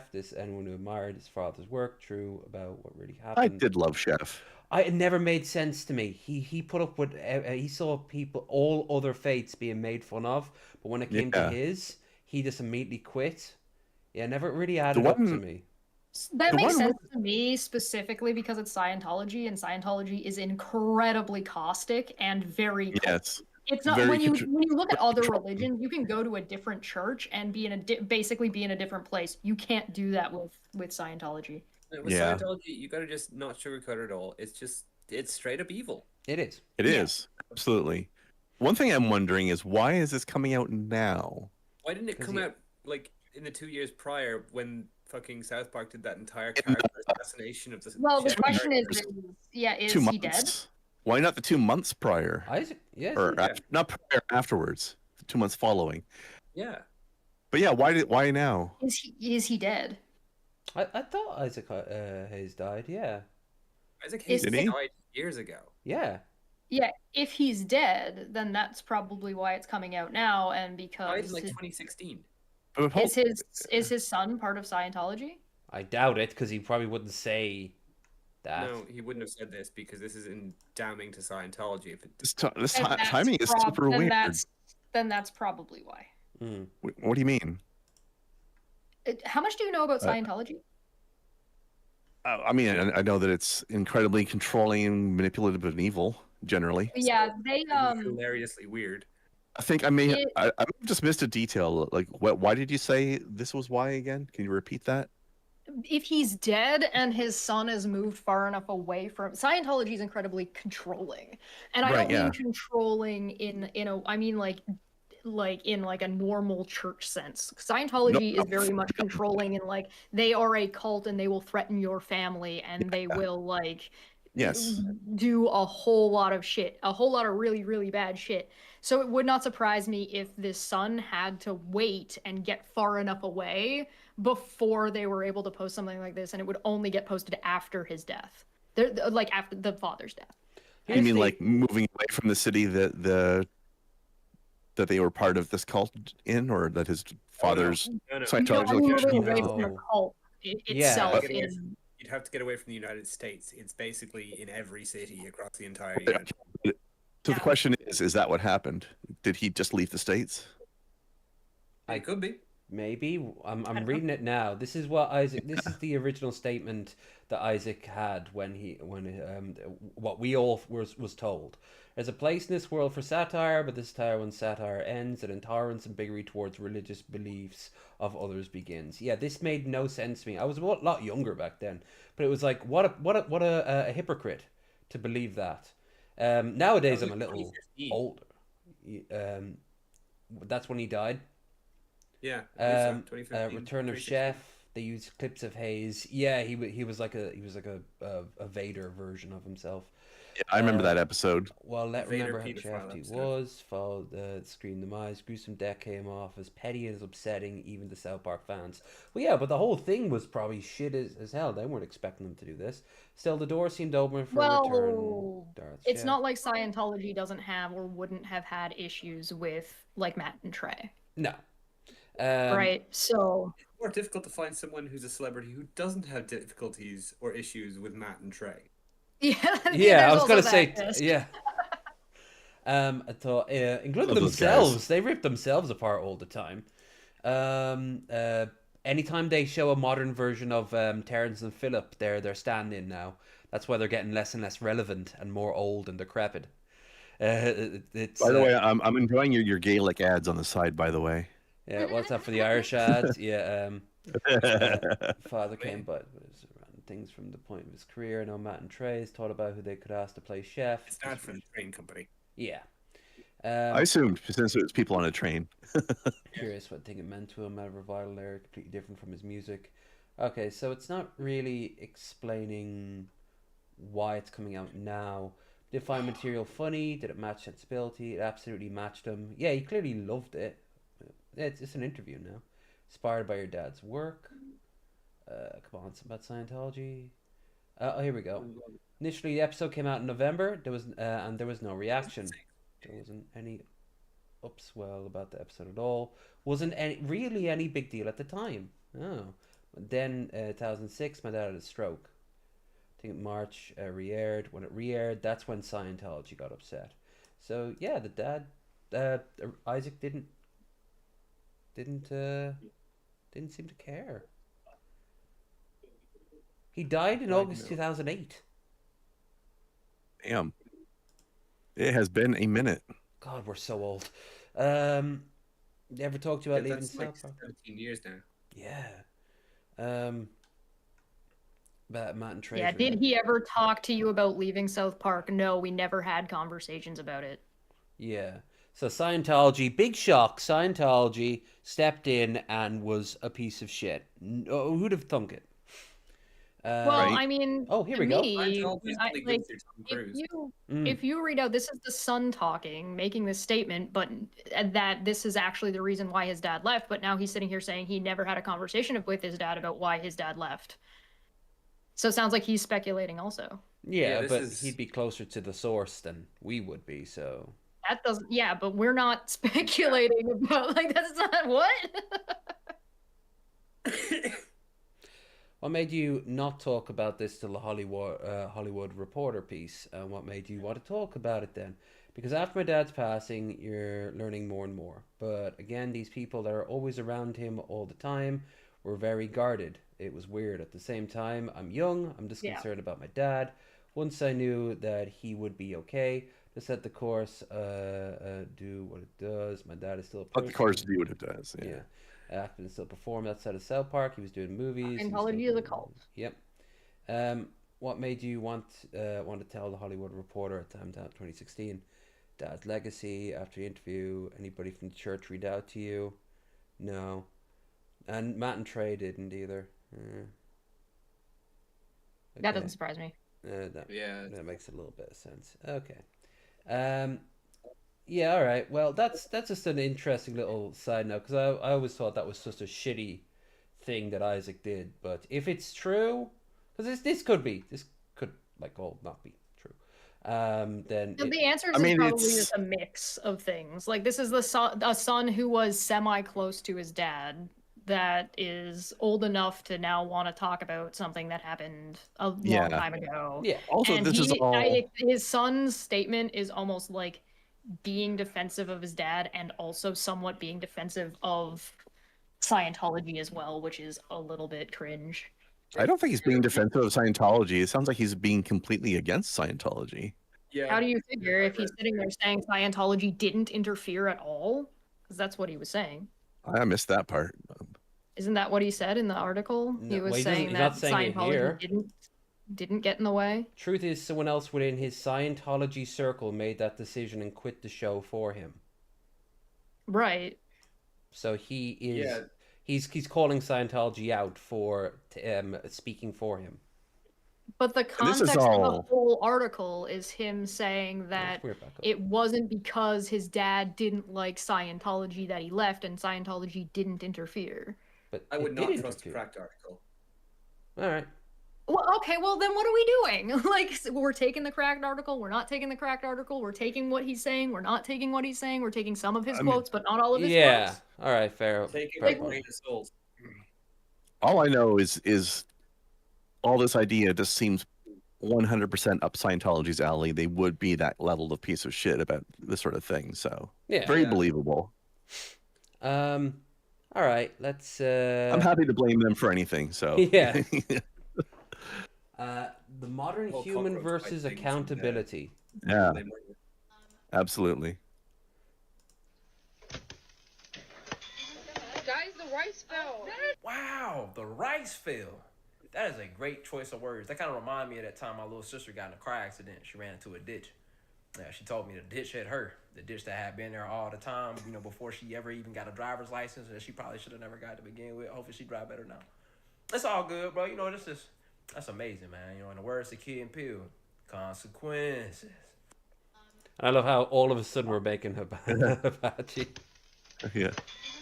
Guys, the rice fell. Wow, it's so weird that gravity applies to rice as well as other things. Well, did she not like? And why is she sticking her hand in it? Yeah, won't she just burn her fingers off in a few seconds now? I don't think she's as smart, guys. I don't think she's smart. Wait, what the fuck? Marxist pirates stole U.S. warship. Okay. My name is Al Gletkowski. I was in Vietnam in 1967 Why am I in not December, surprised and to see I wanted this to go guy? see if it was what I was hearing from other vets about killing women and children, if it was real. And it was real. I became totally anti-war at that trip. I was anti-war before I went. I came back and I met a man that had some politics similar to mine. Our politics were Marxist, and we went on board a ship with the plan of seizing the vessel and not allowing it to arrive at its destination. We succeeded. We captured the vessel. At that time, I figured I couldn't talk to him anymore, so I got on the telephone and called the bridge and told him what he told me to say, that there was a live bomb on the ship and that the men should take to the lifeboats. We brought the ship into Cambodia. We asked only one demand, and the demand was to hold the ship for the duration of the Indo-Chinese War. Was there ever any effort to retake the ship? No opportunity presented itself. 4 days later, the government was overthrown, and we were under arrest at that point on. So I was sentenced to a maximum of 10 years for mutiny on the high seas. Some people would say that I'm not a veteran, but my boots were on the ground in Vietnam. Okay, that's kind of a... Personally, just want to know why Bill Murray was there. That's kind of cool. Did that man on the boat not sound exactly like Bill Murray? Bill probably would have joined in with them. Yeah, that's the guy from that point in the timeline. Yep. All right. Before we continue on, just a quick shout out to like, share, subscribe. Check out the links down below. All that good, fantastic stuff. Good stuff. Fantastic stuff. Let's see. There's a lot of stuff that's now kind of redundant. Oh, but this isn't. 25th anniversary for Final Fantasy 9. They're 25 fucking years. Do you think when they do? You think when On they have sale. Summer sale. you think when this remake they're doing comes out, they're going to make it a good game? Boo, boo! It's a good game. What's wrong with Final Fantasy IX? Well, it's funny. The first time I played it, I really liked it, but then again, it was the one that came out after 8, which was really bad. So uphill improvements. But I recently replayed. It wasn't bad, it was just incoherent. But then that's Final Fantasy. There were gameplay problems, but what I'm saying is I started replaying it recently, Final Fantasy IX, and there's just so many clunky parts to it. Like especially the dialogues and everything are almost completely trash. But there's some neat parts about the gameplay, but there's some really clumsy, awkward parts about the gameplay, and a lot of the time it's just hard to tell where the hell you're supposed to go next. Okay. Sounds like a skill issue. Yeah. You're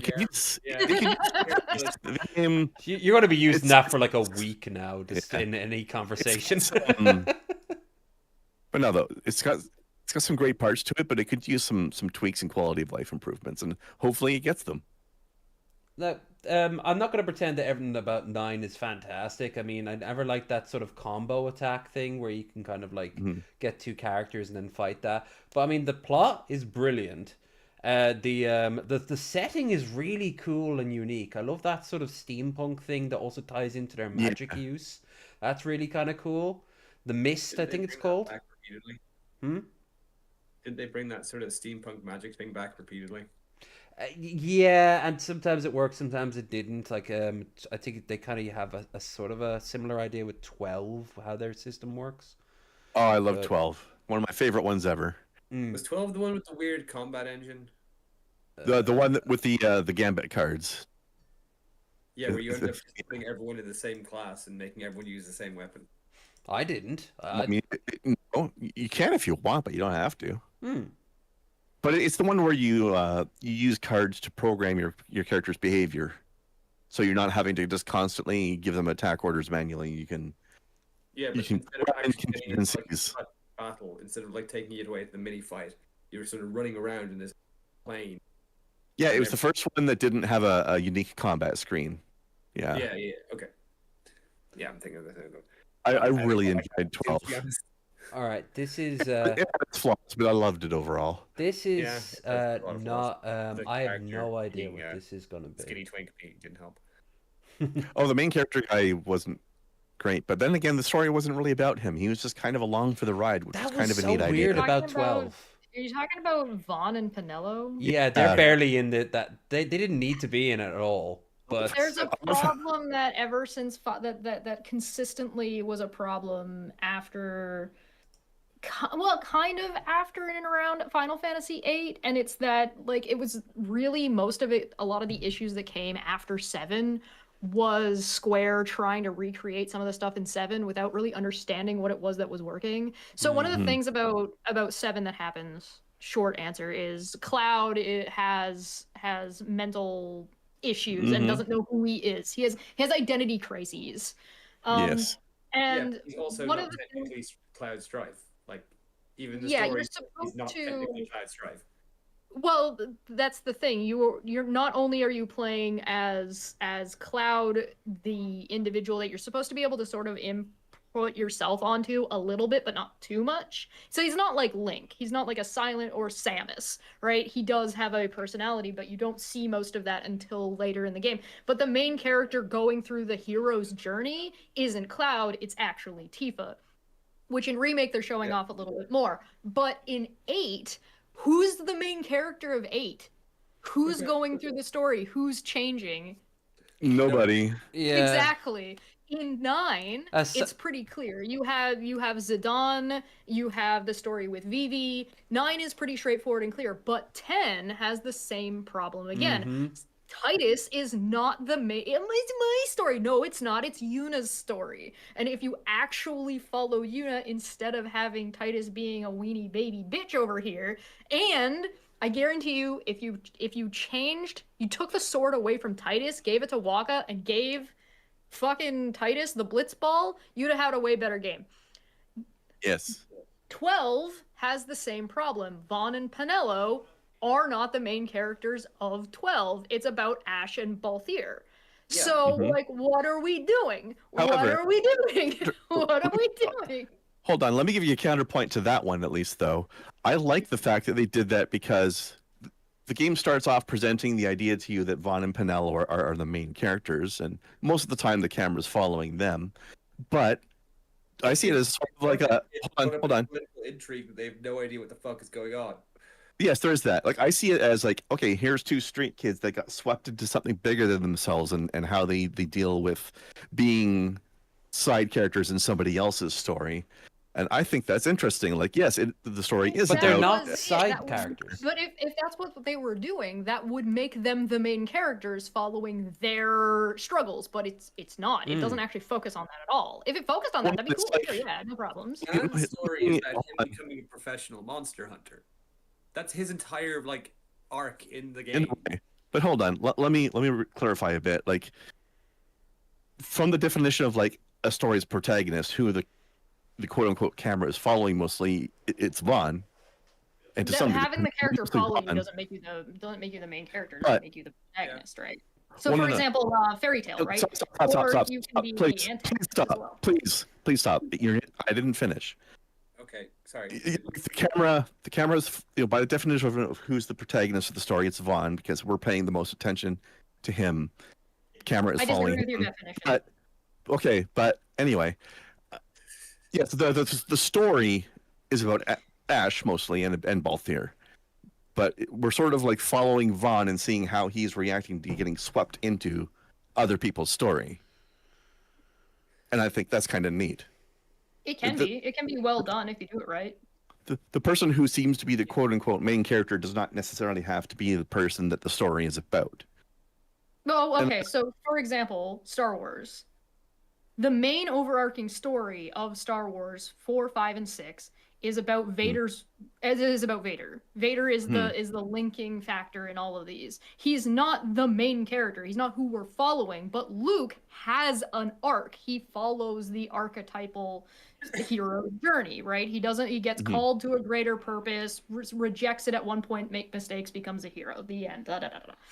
So you can have that, right? So the same thing like Avatar: The Last Airbender. In Avatar: The Last Airbender, the main linking character who has the main driving force of the plot is Uncle Iroh. Everything that happens is totally based on everything going on with Uncle Iroh, but we're following Aang. Aang is the protagonist of the story, but Aang is also going through a hero's journey. You don't see that the same way with Vaughn and Penelo. With Vaughn and Penelo, you get like Penelo doesn't grow they're at all. YouTubers. At best. Like Penelo doesn't grow at all, and yet we're Penelo doesn't grow. Penelo doesn't grow at all. I would say that Vaughn grows a little bit, at least as far as not being gaining angry. a little bit of wisdom and ethics as he goes, but he does not. If you want another example of a character does that not doesn't go through the change, full character. I agree that Vaughn does not go through the full hero's journey, though. you don't have. Well, it doesn't have to be the hero's journey, right? It could be and like for example, like Sokka grows and changes, Katara grows and changes. You know who doesn't grow and change? Toph. Toph is the same the whole time. Toph is a brick. Exactly. She didn't need to grow. And part of that is because Toph doesn't need to change, right? Yes. It's not her story. It's not for her to change. She doesn't need to. It's not necessary, so it doesn't happen, right? She does So change. it wouldn't make sense if it did. She does change. She does become more personable as the story goes on. No, she doesn't. I would say. No, I would say that she Vaughn doesn't. You get to know her better, and her friends get to know her better. But that's getting to know her. That's not her changing. She's just as much of a dick to new people that she doesn't know. She doesn't. At the end as she is at the beginning. She doesn't open up. She's not like reserved at the start of it, and at the end she You opens can even up. see her in Legend of Korra. She is the same. No, she does not change. I would say that Vaughn grows a little bit in the sense that as the story goes on, he eventually becomes to realize that the story is not about him. I mean, that's all well and good and fine, but it just he's not the main character. No, totally agreed. Other than the fact that the game seems to be following him as if he is, but he's not really. But Which is a mistake. Like you can do it. Like I said, you can do that. I find it interesting. You have to do, I find it interesting. You have to do it well, and I don't think Final Fantasy 12 does it well. No, it doesn't. It doesn't. It doesn't destroy the game for me. But No, it's not. They like, were some of the most. I think of all the characters I cared about, the two people we start out with the least. You know, like I agree with that. I just Yes. do not care when all these really kick-ass people who, let's be real here, their voice actors like fucking Also, nailed so much of it. We all know that Balthier is the leading man. Well, yeah. Yeah. He told us so himself. Yeah, very much so. All right. I love Gideon Emery. Okay. That man is amazing. Let's see what this is. All I know is it's from Blue Sky. It is Queen Aman Elise Jevula-Metz. Gesundheit. Oh, About this. I think Krendar. I think I sent you this one. Balls part 2. I will bring you I balls. don't remember on balls seeing on this. balls. No. This time I'm taking it from French people who have commented phrases about balls in my comments. This is The French love balls. Une couille, which means it cost me a ball, which means it's very expensive. We have je me pèle les couilles, which means I peel my balls, which apparently means that you're freezing. In English, we just say I'm freezing my That's balls weird. off. Honestly, that kind of translates. Yeah, those are Another that's the same popular phrase. one is, It's the same thing. of course, Yeah, casse-couille, which is referring to someone who is annoying. I've definitely heard this one. Not directed at me. Never. Ever. A lot of people commented, which is il y a une couille dans le potage, which means there's balls in the soup. There's a ball in the soup. Basically means like something's weird, The soup something's is off, balls. something's not right. The variation of this is instead of Why balls, is our it's testicle pâté. soup waiter? So il y a une couille dans le pâté. An alternative of one I talked about in the last video, which is the my balls on your nose makes glasses. This is instead mes couilles sur ton front, ça fait un danton, which basically means my balls on your forehead make you look like a turkey. And this person did a Balls on the fairly neck, extensive not the list. forehead. My favorite of What? which is one I have never heard. It's common among relatively close friends to greet each other with "Salut ma couille," which means "Hello my balls." What the fuck? French people, I love you. I love your language. Please keep commenting your weird. Oh, French. No, she's okay, but she needs to breathe a little. She's having too much of a good time. I'll be right back. Hello, my balls. Hello, my balls. Here's your new intro when you start a video. Hello, my balls. Oh, I know. You should start it like that, right? And then every single episode, it should be hello, my balls, but in a different language. So hello, my balls, then the German, then the Polish, then the Russian, then the Japanese, and it'll just get more and more Klingon. You know, there's bound to be a good Klingon. Hello, my balls. Klingon is a language taught at many universities across the United States, as well as both versions of the Elvish language from Lord of the Rings, if I remember right. Let's see. This is a little bit old, but this was still pretty fucking impressive. We got as close as we've ever been to the sun. Well, That was a couple of weeks ago, wasn't it? yeah. Like I said, I've had a backlog of this, so I might as well show it because it's pretty cool. It's a pretty cool effect. There it is. Some dude standing in front of some screens.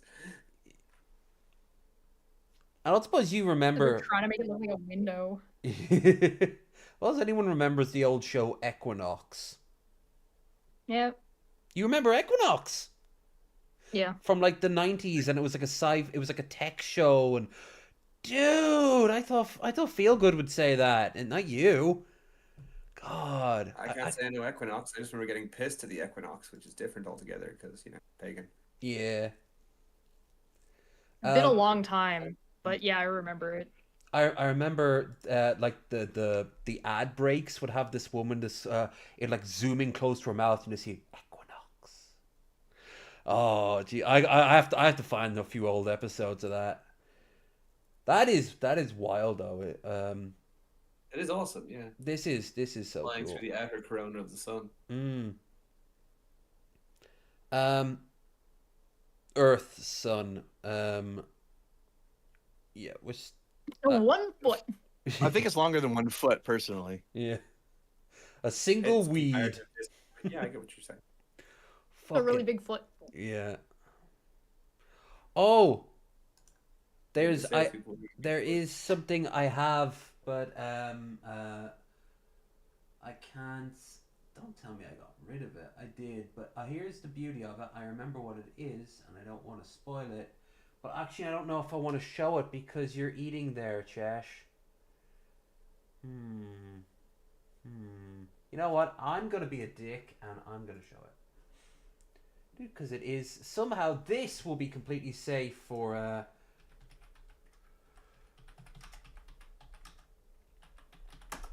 this will be completely safe for YouTube unless it's been taken down. Has it? Fuck me, I think it was. All right, you know what? Yeah, we're not watching. I didn't know Spinning Image was still around. God, their puppets are so ugly. I think that's the point. That was obviously on purpose, yes. But I mean, wow, they nailed it. So there's a picture of there's a footage of Trumpster Bob. Who I swear it's a pic. He accidentally swallows the chaw thing, like he spit. You know, his chewing tobacco. He spits out into like a jug or something, and he accidentally swallows some of it. Oh, yeah, fun. I know, but I think we can do. Now that I've spoiled it, I think we can do without. I'm always going to remember him for that time he passed out. Yeah, when he tried to stand up and fell over drunkenly and bounced his head off his microphone, and then you could hear like 50 cans on his floor that he fell onto. Then he just screams like cold. Trumpster Bob, he had opinions about Canada and America, and I like could not roll my eyes any harder. He clearly had no idea what he was talking about. I remember that. Someone who has like 20 flags of their own country hanging on the wall. I was there in DP one day when they called him, so I asked him why he wanted to kill me. Oh, Christ. Do you remember when we had Drake on and they tried to call Trumpster Bob? That was when we were remembering Scott, who had just passed, and they popped in and like, I can call it Bob. Like we were like, no, but I think we'd got his machine. Absolutely not. Boop. Did I tell you guys that I when I was on Dapper's channel and I mentioned Charlie, I was talking about Charlie Kirk. Somebody in the chat was like, my brother went to school with Charlie Kirk, and they started telling me stories. Oh no! Anything good? And you want to share with the class? Apparently, always a loser. Yes. There was this really lame sort of Nick Fuentes, Ben Shapiro knockoff, and his intro for his show would be like, "Heck off, commie," and it would always be like black and white, and then he'd go in, and he looked like he was this tiny motherfucker. Someone came out and said when he was in high school, his mom got on the bus to like talk to the driver about something. Then she turns to the whole goddamn bus and just goes into a whole tirade about how the races shouldn't mix and shit. And then afterwards she just said, "Bye, honey," and left them there and for the whole drive. And they apparently like bullied him so much he had to come and collect them. Where the teacher then just laid in, like the principal of the school was like, "Yeah, so the driver said you were saying some very interesting things to the children there." You know, like she got a fucking browbeaten. But oh god, these people, you gotta wonder how they become, how they do. Like, how did Ben Shapiro end his money? I'm guessing money played a big part in how Ben Shapiro became Ben Shapiro. But like some of them, like how did Trumpster Bob end up? That wasn't money. Maybe the lack of money. I don't know. That is a good question. Epidemic. It's women's fault.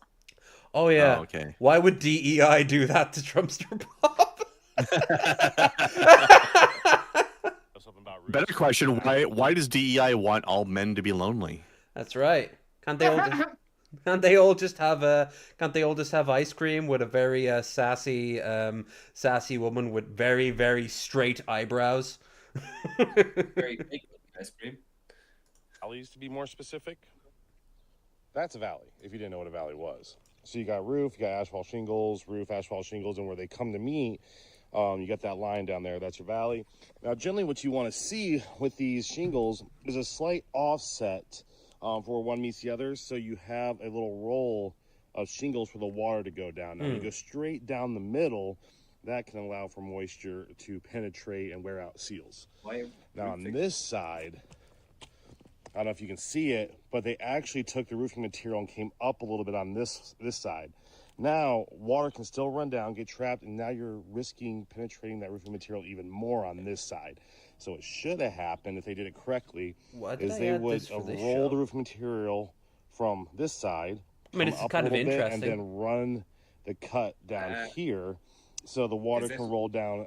So. Oh, I know why. Normally he does show. He normally shows like he's a home inspector, and he normally does like don't do that, and then it'll cut to like a power box that's held together with like chewing gum and shit. I think there's like there was one where there was like 17 fake tile layers of flooring that were just layered on top of each other, and he pulled them back. Here's 1, here's 2, here's 3. The landlord just kept on redoing it rather than pulling it up. But I guess this is him just literally telling people how to roof, and that's fair. People need to know how to do that shit, but you know, whatever. Wiki How To has a sort of monopoly on that, though. That's true. I don't think. Ooh. Do you want to watch really? This was weird. Birds are Muppets. They are. I have to admit, watching this, you made a little bit more sense afterwards. Yep.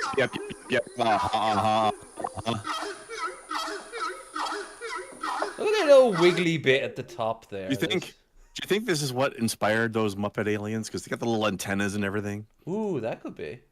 This is literally just yep, yep. Yep.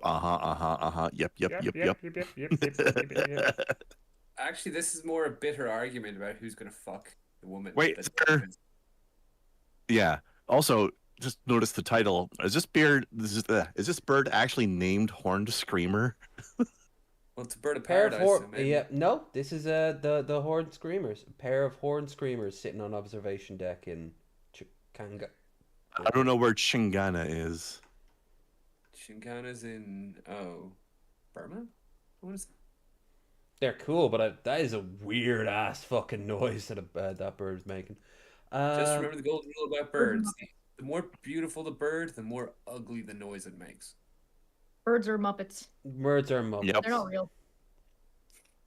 Yeah, they were clearly invented in 1982. Yeah. Ciao, Just like frogs. amici, and welcome. I'm No, this is 10 minutes long. We're getting on enough as it is. Boop, boop, boop, boop, boop, boop. I don't get the perfect recipe. No, you're right. 10 minutes is a bit much. Yeah, the audience doesn't deserve her. I needed to come to my birthday party. Oh, this is cool. I've seen this. I also like the song as well. Yeah.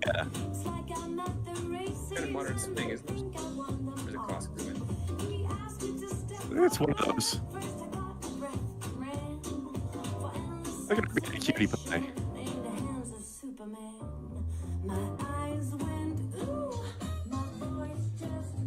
Not a looker in the crowd. Every one of them is just the grumpiest old man. Yeah, they don't deserve her. Yeah, you can do better, on. She's good at that. Yeah, that was dope. But that does remind me, Daily Dose time. Boop. What the fuck? It's a hell of a thumbnail. It's worst way to get caught cheating. Hello everyone, this is your Daily Dose of Internet. These people went to a Coldplay concert and looked a little guilty. Yeah. Oh, look at these two.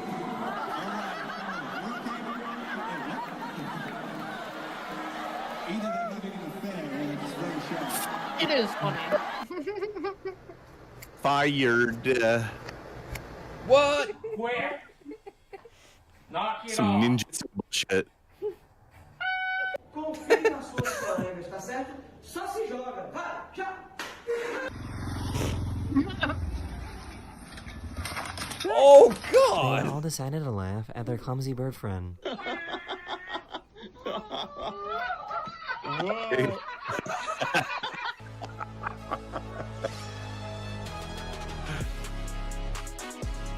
That is Nice catch. That's how you do it. heckin' pupper. Why did nobody tell me that capybaras have a secret button on their head?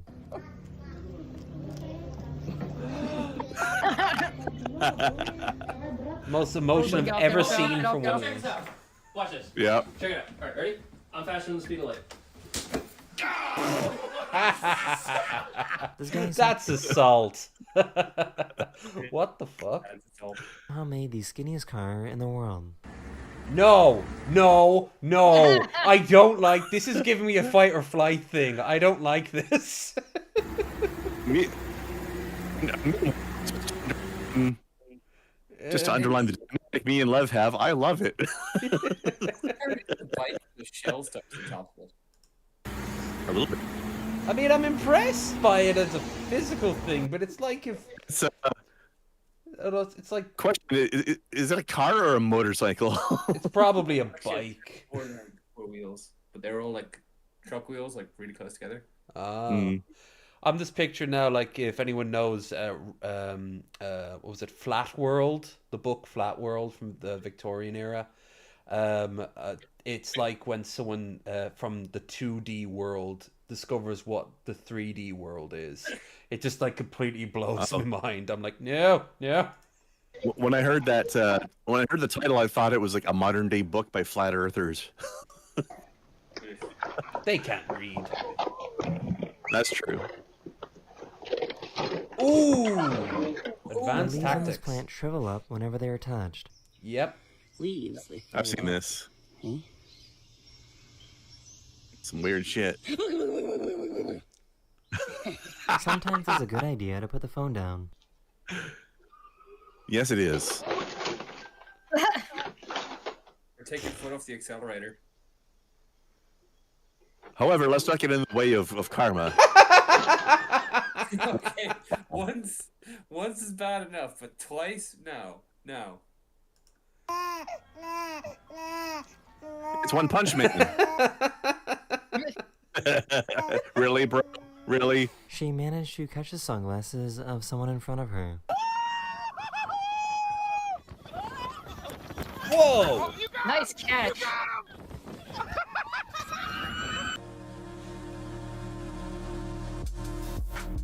Look at the sweaters.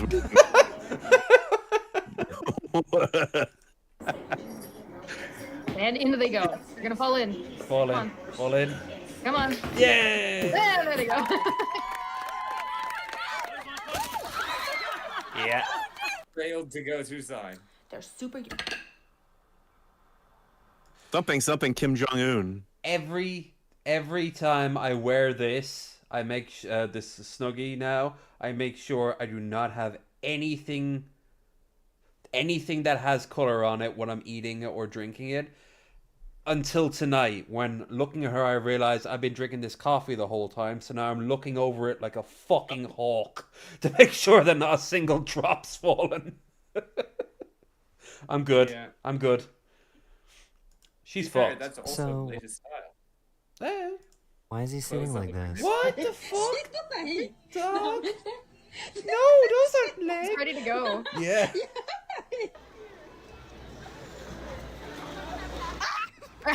Aww. I feel like they don't need a DNA test. That's good. Raccoon cats. Oh, that's cute. Oh, little bandits. No, you can't look. Do you think mommy's funny? No. I don't know Oh. why, but the street dogs in South Africa are just getting weird. Like, look at this. Check this out. Seriously? Like, just come get your dog. Dangerous, man. ¿Cuál es tu problema? Scary. Sneeze. Yep. Stone shape. Woo!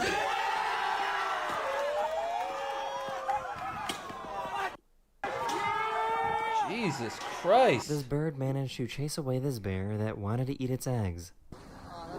The birds spread out their wings. Can't be a bearded ramblings without at least one Canadian there. goose, of course. Like, Yep. nobody's surprised. Yep.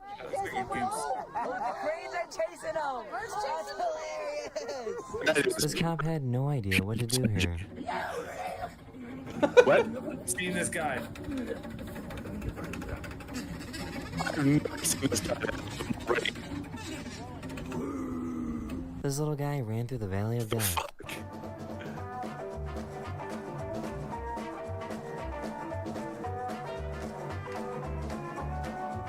It's a biggest bug. Where's the mouse?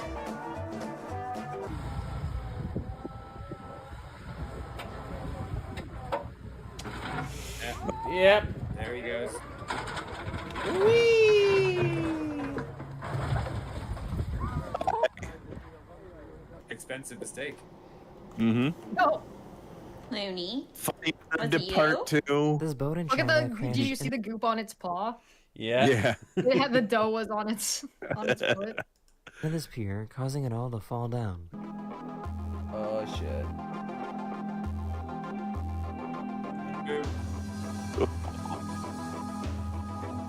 Whoa. Speaking of expensive mistakes. Yeah. Holy shit.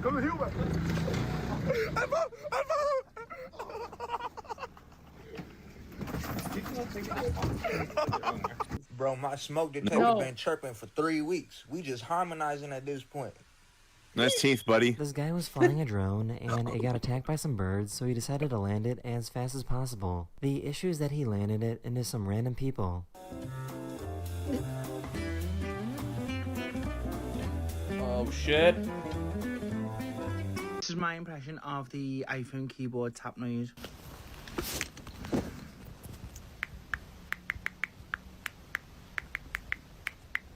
I've never used an iPhone, so I have no idea if this Her is accurate or perfectly timed not. shot was That's totally accurate. ruined. I haven't had an iPhone either, but I know people who do.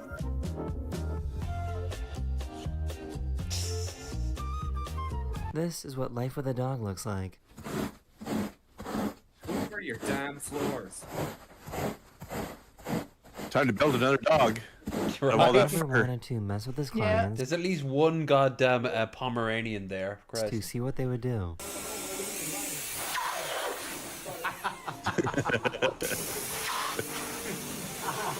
I've had someone do that to me.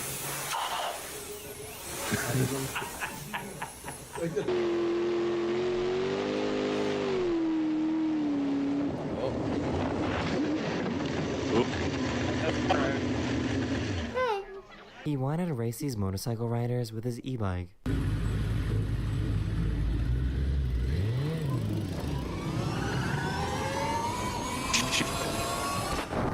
Jesus. He's just up. Competitive petting. That's a fat cat. Go inside. I need to go inside This is- now. Bro, I don't think it's here. I want to go inside. Wop wop wop wop wop. Why did you kick it? I'm gonna be in big trouble. This poor guy was in a particular predicament.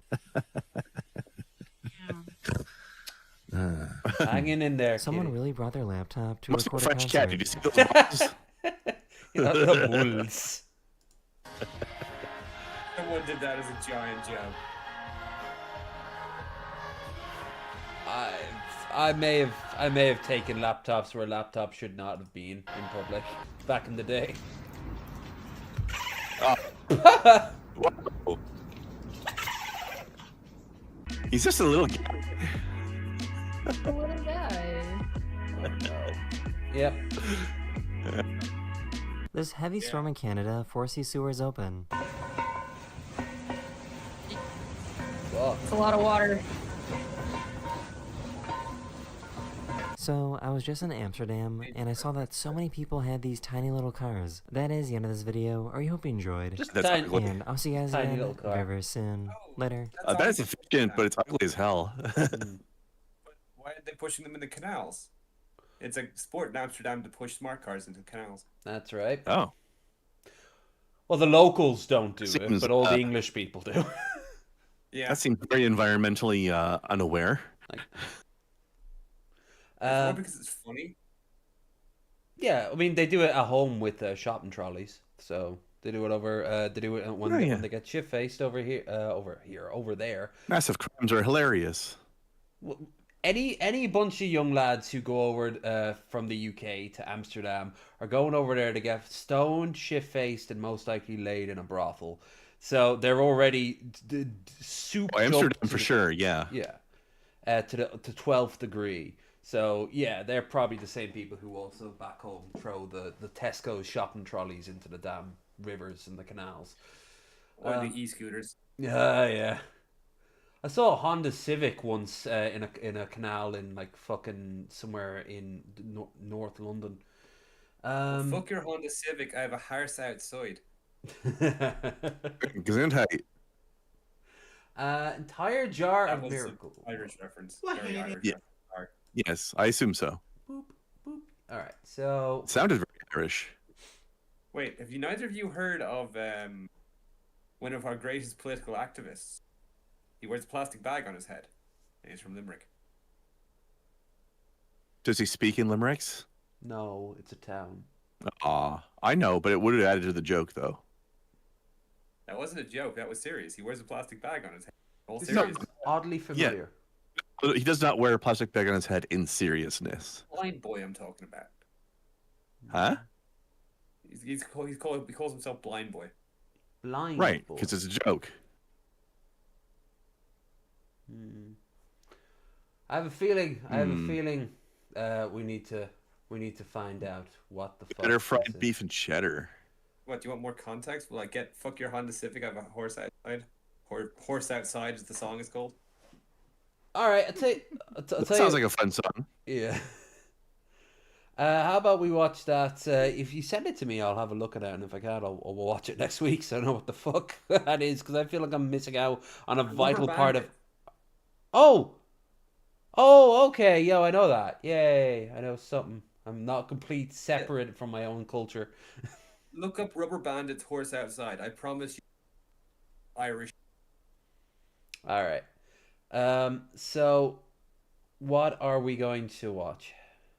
Beef and cheddar. Beef and cheddar. And maybe wintergreen? Brunch steak. I feel like the wintergreen sausage is going to be a crime against humanity. All right, well, we got these. So that could be amusing. If we could impart just a little bit of Cinnamon Toast Crunch flavor, I think we'll be in business. Can't let the Cinnamon Toast Crunch do all the flavoring. There you go. It's now in music. It's packed with Cinnamon Toast Crunch. Things have reached a fever pitch here, and the I wonder how much flavor will carry over. mostly dissolved. Here we go. It's going to be like mildly cinnamon and nothing Messed else or up, something, no matter right? how you slice it. It smells very cinnamony. I was about Alright, to let's- say, this whole thing's going to smell like Christmas. Shoot. All right, let's take it out and give it a sear. Here we go. Not a fan of cinnamon? No. I love cinnamon. That looks Cinnamon's pretty great. done to me. Cinnamon and fucking beef. Sauce. I know that's not a good combination, but cinnamon in general is good. We got a medium. First, we'll try Ish. a piece without the sauce.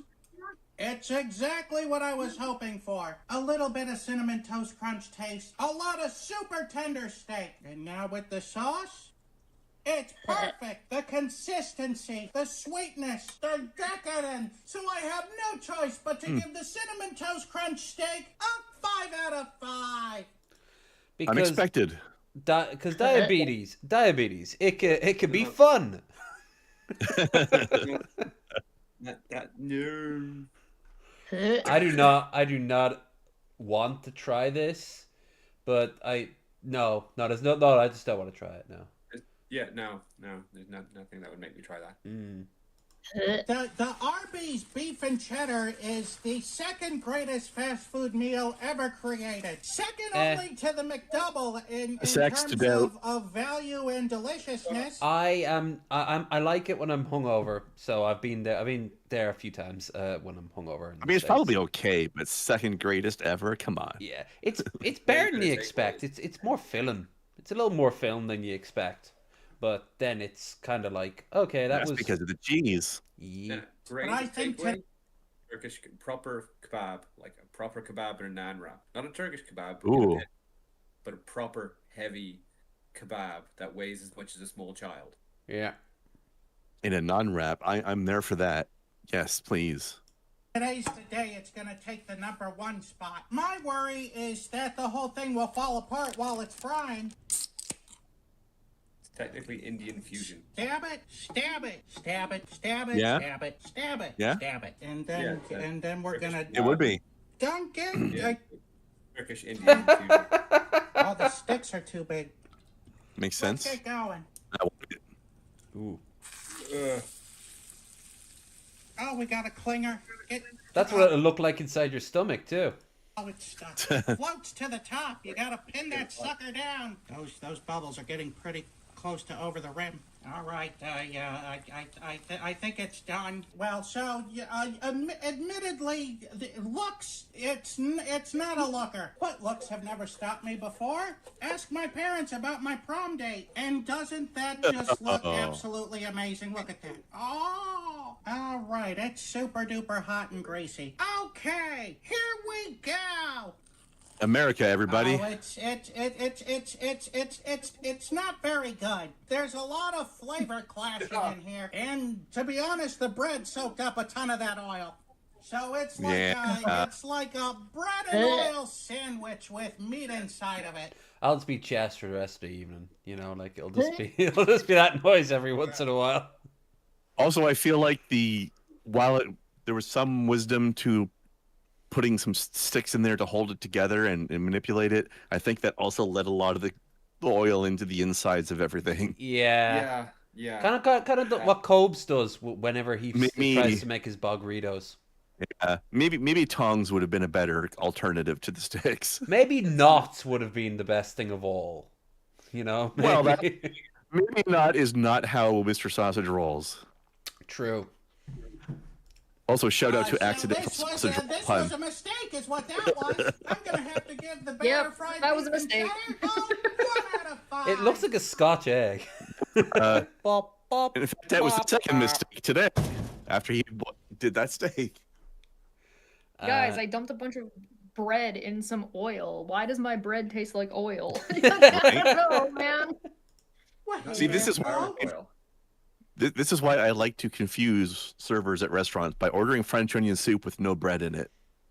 Because they're like, wait, the cheese will just sink into the soup, though. I'm like, yeah.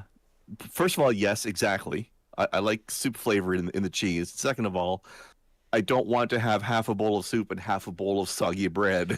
Right? What's the point of having really crusty loaf bread and then you're like, let's dunk it in some liquid? Like I loves me some French onion soup, but keep that bread out of there. Fuck that. Hey, when you're finished off the soup, you've the last dregs all gone. The soup is still around the. You haven't managed to get it all. Spoon can't get it. Then you get the bit of bread and you sort of scrape the ends of the soup up with the bread. There you go. Yeah. Some bread that was not in the soup, but it was a piece of bread on the side. Yes. Yes. Yeah, if you're gonna do bread like that, like if you're gonna do moist bread, then make bread pudding. Yeah. Yes. Bread pudding is delicious.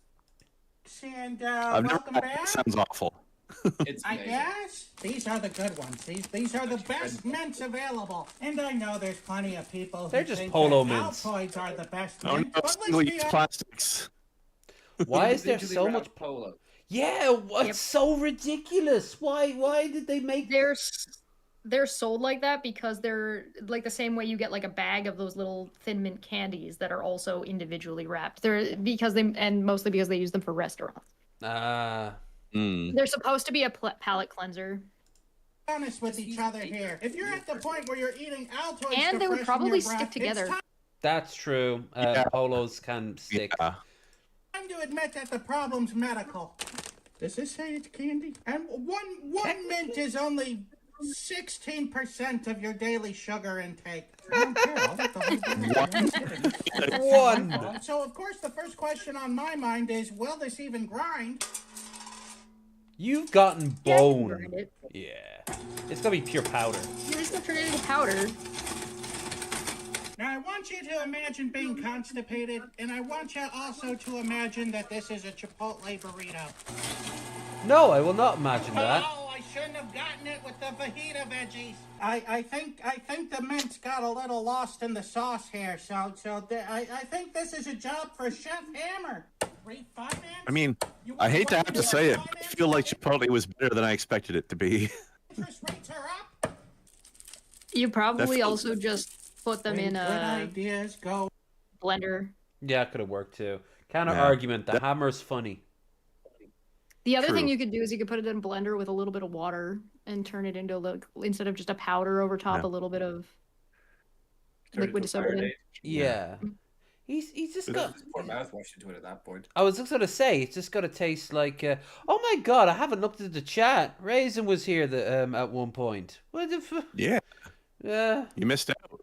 I've been lost in the sauce. The sauce being this coffee. Oh, wrong. I'm speaking way too soon. You know what? No, I have complete faith in this sausage, and to that we'll add a little bit of salt and Mr. Peepers. You want a huge chunk of mint in each bite. And I finally came up with a great idea to replace Mr. Sausage Sings. I'm gonna hum the tune of a song, and you guess what that song is. Ooh. Did you guess it? That was the guitar solo to Hotel California.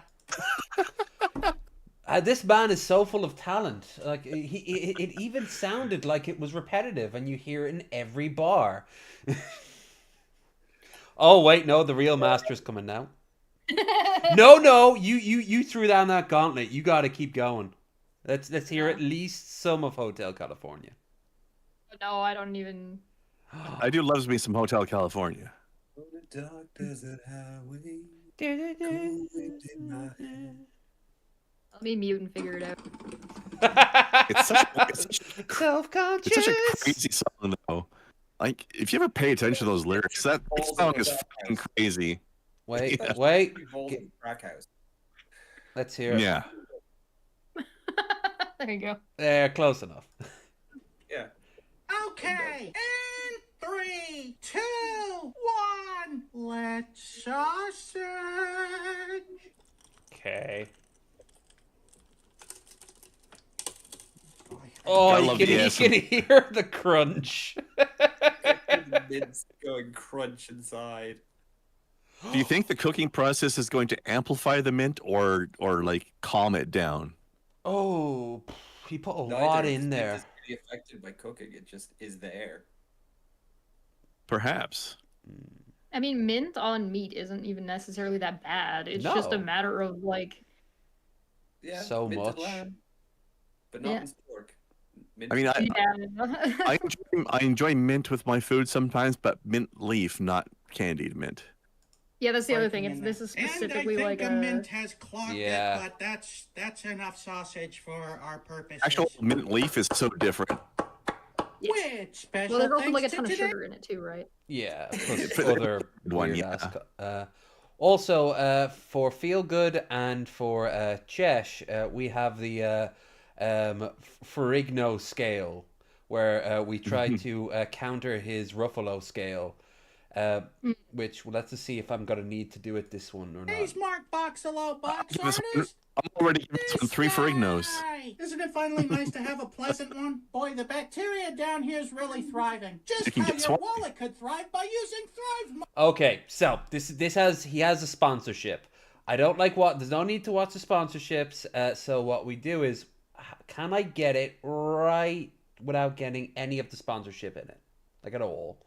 So we just go ignore. All right. So how close to the grain can we get?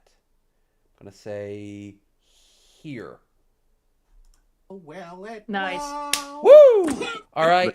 And 5 Ferrignos. Yeah, there's no out of anything, any Ferrignos out of anything. So I'm gonna say 1 kajillion Ferrignos out of 2. What? Oh, you ruined it. Never specify what it's out of. Come on.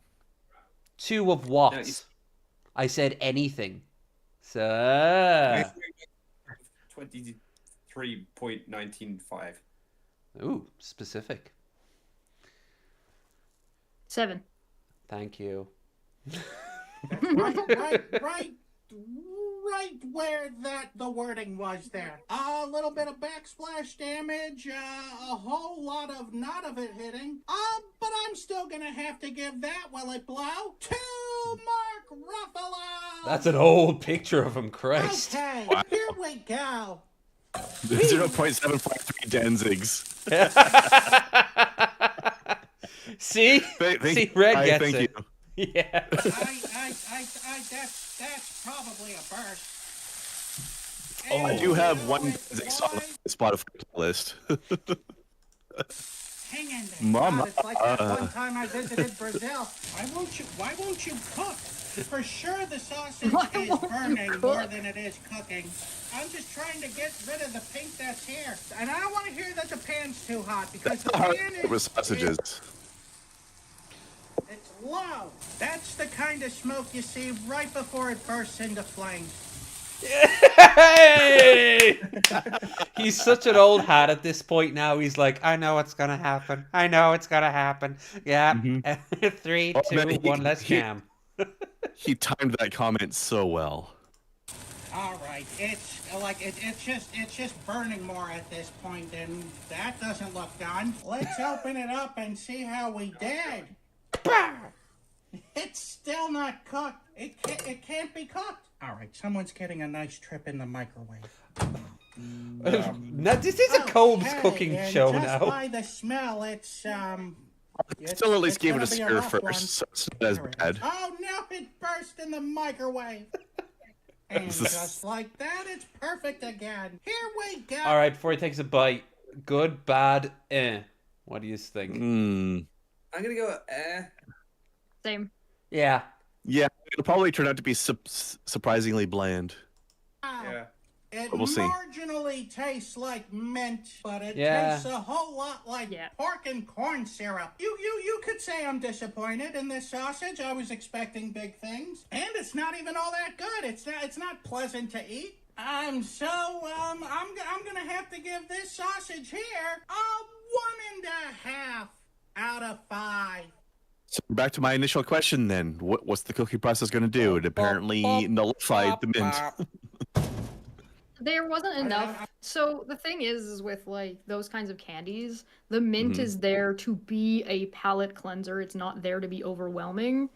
And so because he's already grinding it up, it's already mostly sugar and isn't that much mint to begin with, you're not going to get a strong mint taste out of it. Yeah. If you were to use like a more proper, like an actual mint or spearmint into it, then maybe. But you would also have to use, again, more than probably what he did, which was like, what, 6 or 7 candies? He was mostly adding sugar. Maybe he should have done Tic Tacs instead or something. He's done Tic Tacs. He's done That's Tic true. Tacs and toothpaste and mouthwash and basically, if we can think of it, I know he's done thin after eights. I think someone sent him a bunch of after eights from the UK. If not, I just realized I should do that for Christmas and send it to him. Yeah. The question is, did they send him a bucket along with it? Where's my Monty Python fans at? Yeah. One wafer thin mint. Wafer thin.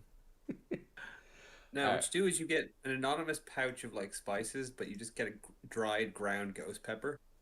Ooh, that would be mean. That would be mean unless he sent it to Raisin, and then she would love it. She would be like, "What was the point of sending me all that oregano?" Like, yeah. Like, come on, give me something serious here. Come on, guys. You know, if it's not literally melting through the container, I'm not interested. It's gonna be like, give me a packet that's twice as big and let me snort it.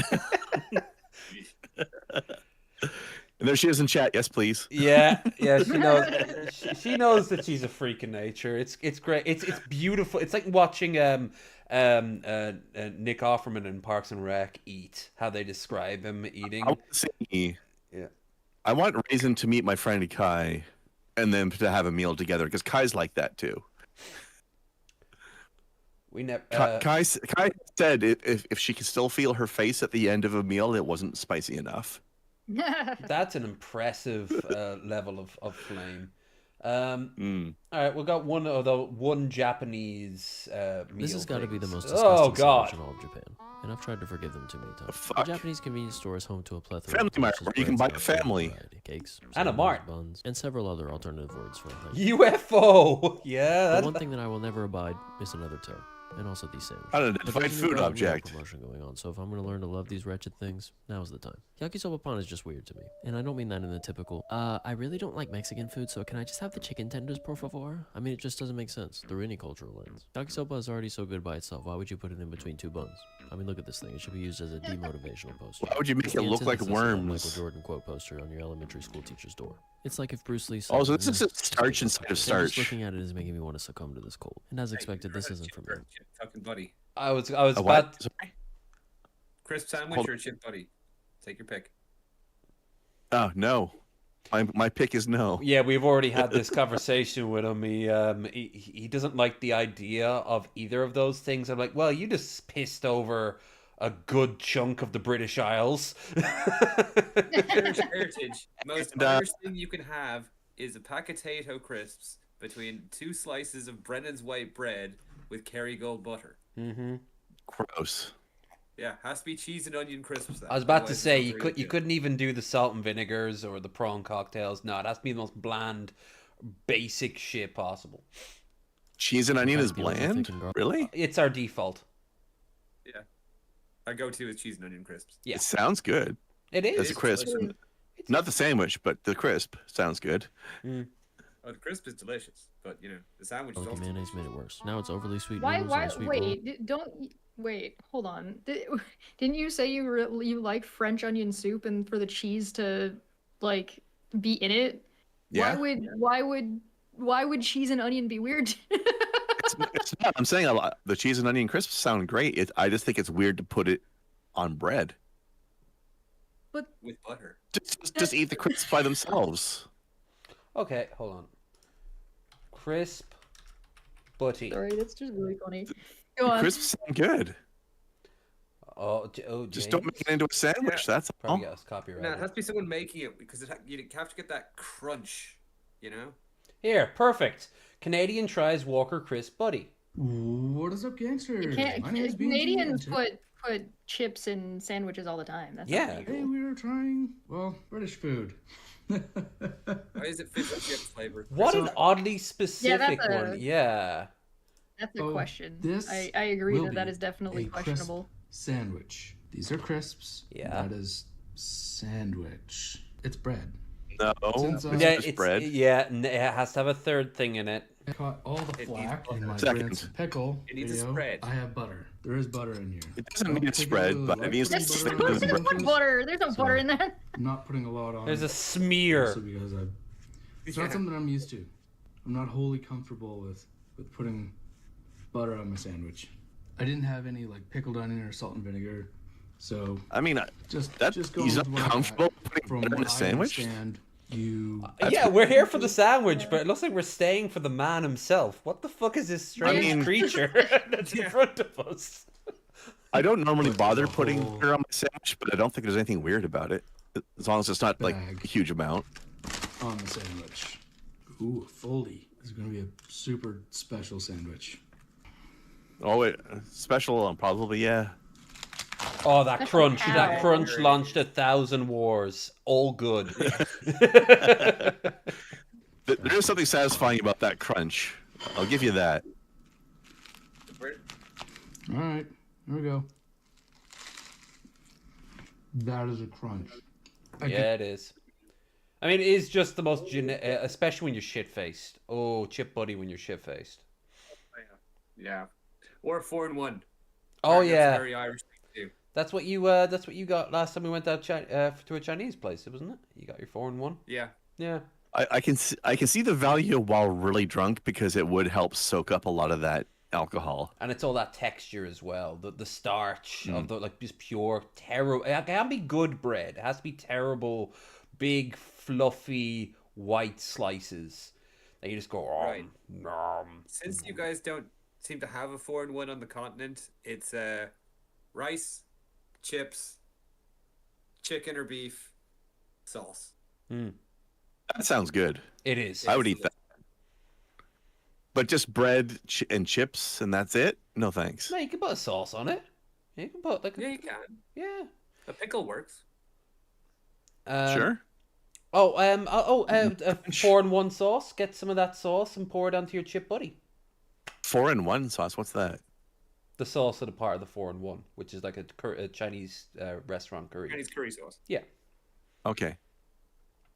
All right. I've never heard of 4-in-1 before. Oh, he's changed up the dynamic. Ooh. Apparently, it's a very Irish thing. I only found out that recently when I was trying to explain it to him. Okay. Ooh, he's changed up big time. Wait, is this a whole new apartment? He moved again. Yeah, or just another room. Probably more like Painted the wall. That's possible. Got a new camera maybe and changed the exposure. Oh, peaches. My vote is peaches. Where? First one. Oh. President of the United States of America. All right. Anyone else? What do you guys think? I don't know how to feel Sure. about it. Yeah, sounds good to me. Yeah. I do want to see someone trying to dance to Under the Bridge because it's like the least danceable song ever. But also millions of peaches. Peaches for me. All right. Krendar really wants this song, so fuck it. Oh my god! They've grown. Pictures of himself. Wow. Everywhere. He normally had one, but this is new. This is scary. I love how he's added one of the most psychotic facial expressions he's ever made to the spread. Who was our guest when we looked at Buff's tweet of his picture really up close? Who was that? It was recent. Was it Raisin? Was it Raisin and Teddy? I think it was. Yes. I think. Yeah, Teddy and I. Yeah, Raisin. Yeah, confirms. Yeah. Like, I think he. I think he is aware what other people see, but what he sees is something that needs more exposure. More people need to see it. I don't think he realizes that what he's showing the world is kind of off-putting. Like, I don't think he's put that he's like, people pay attention to me. We sure do there, Buff. Maybe stand back a bit. You smell like chemicals, like a lot of hair products.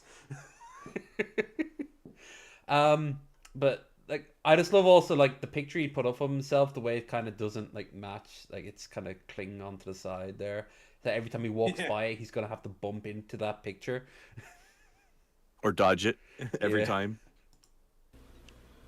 Yeah, what's happening? It's your boy Buff Crowley, back up again. That was a good tell your friend. It's your boy Buff Rule 122 back over. There's not even any subtitles for this one.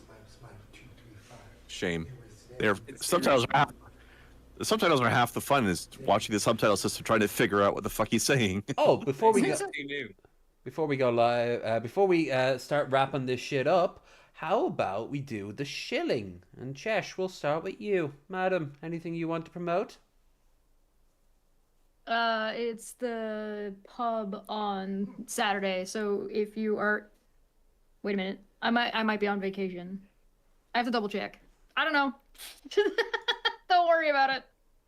I know I've got you on the 30th. Nothing. Not doing nothing. But, stay away from me. Yeah. How come you keep saying that to me? Is it because I loom? It's because I loom, isn't it? Weirdo. Yeah, I just don't know what's going on. All right. You missed the volcano stream. Oh, Raisin's sad because she missed the volcano stream. Oh, that's unfortunate. I mean, it's still up. Yeah, go and watch it. But yeah, link in the doobly-doo. Feel good. And you want to promote? Yeah. This is my cat. Baby. Just for the sake of it. No other reason except she's... You don't need a reason. Cat is reason. Cat is 100% reason. Cat is vibing right now. She's such a chill Kitty loves this. Yeah, she literally has been sitting next to me the entire time. Kitty is like, give me the attention camera. At least she's not. Whenever you go to Feelgood's place, if you're there, at some point you have to let that cat out and then let it back in. And then she'll come over and sit next to you and probably sit on top of you. Yeah, it's great. Perfect. As She's it should be. The most loving cat of all time. Very chill, very friendly. Very. Krendar, and you want to promote? Lincoln Doobly Doo. Nah, I'll stream someday. I don't know. Maybe. That is such a depressing way you said it. Guys, to be honest with you, that's the sound of a burnt out man. I can 100% relate. Jesus Christ. And yeah, I'm more busy than I have been in a long while, according to my timetables. Christ. I'm not even busy. I'm just burnt out on streaming. Well, it's been a couple months. Yeah, that's fair. Anyways. That's fair. Well, your link's down there if you need it anyway. Yeah. Someday. As for your boy, I have I'll probably stream tomorrow, but then if I'm right, on Tuesday, Magicus will be Magicus will be joining me for UFF. And then I know on the 25th I have a special show with Teddy and Raisin. And then on 27th, we have cousin Matt coming in to for the first time, which would be pretty fucking cool. Yeah, he can let us know what Uncle Tom's been up to. At the laundromat. Yeah, I've been hearing some questionable things out of that laundromat. Lev, I might as well ask now. You want to get fucked up this week at some point? Oh, I'm on a break for the next 2 or 3 weeks from the drink. Fair enough. That's all right. You hold on to that because August I will be drinking again. So, but yeah, I can do. My wallet needs a fucking break at the top of everything. Jesus Christ. But there feels like something else as well. No, I think that's it. Yeah. So just check around Twitch and here and Discord too as well. Okay, buff time. USA, your boy Buff Crow, back on the that loves Afro. I think the fact he oils himself up makes this so much more distressing. Or isn't it? That's ready, set, go. I think there's a law though. If you've got muscles like that, you have to oil them. It's unsafe if you don't. They'll catch fire like there's a regulation. Sausage. Yeah. Exactly.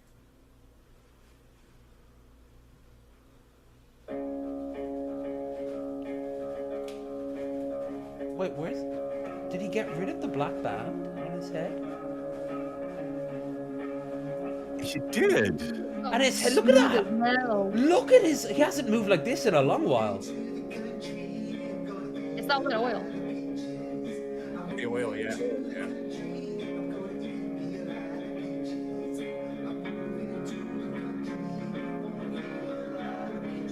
Is this the beginning of his redemption arc? Don't jinx. I want it though. So do I, so don't jinx it. Fair. Not sing loud,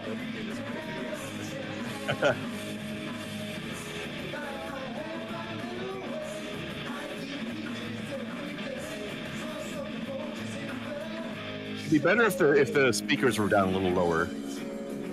We're not aimed directly at the microphone. Yes. Woo! All right, we need a new betting pool. How many videos in this room will he do before he finally trips over that couch while he's dancing? That's his bed.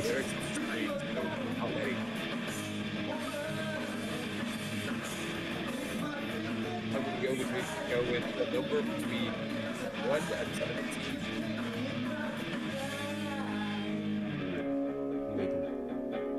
Might be cheating a little bit, but I'll allow it. Doing a bit of Never, skip, ever play hot stop, skip rope. Change the rules. Play your own We're doing it Price is Right style. Closest to the number without going over. I'm not going to take that bet because we always thought for years he'd knock over the tripod in his first apartment, and he never did. Or we just didn't watch that video, maybe. Who knows? You think that's the cutoff point for him? You think that's the Epstein list for the MAGA? Where, like, he can't knock stuff over, he has to redo it all over again? Yeah. He has some standards. One day, one of his videos is just going to disappear from the channel because he can't let that be seen. He mildly touched the camera for, like, half a second. His OCD kicked in. Then the whole channel just disappears after that. Oh, that's really sad. I hope that would never happen. Agree.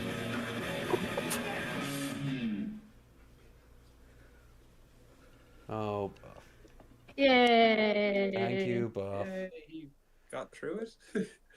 Yay, it's Ew, over. it's been months since I saw Sarax's face. Why are you doing that to me, YouTube? Why are you doing that? I think Raisin has a good point. I think the cramped space and the self-picks are what give him his energy. True. It's like it's like when you shine a light onto like a crystal and it bounces off another crystal and it just increases fractals.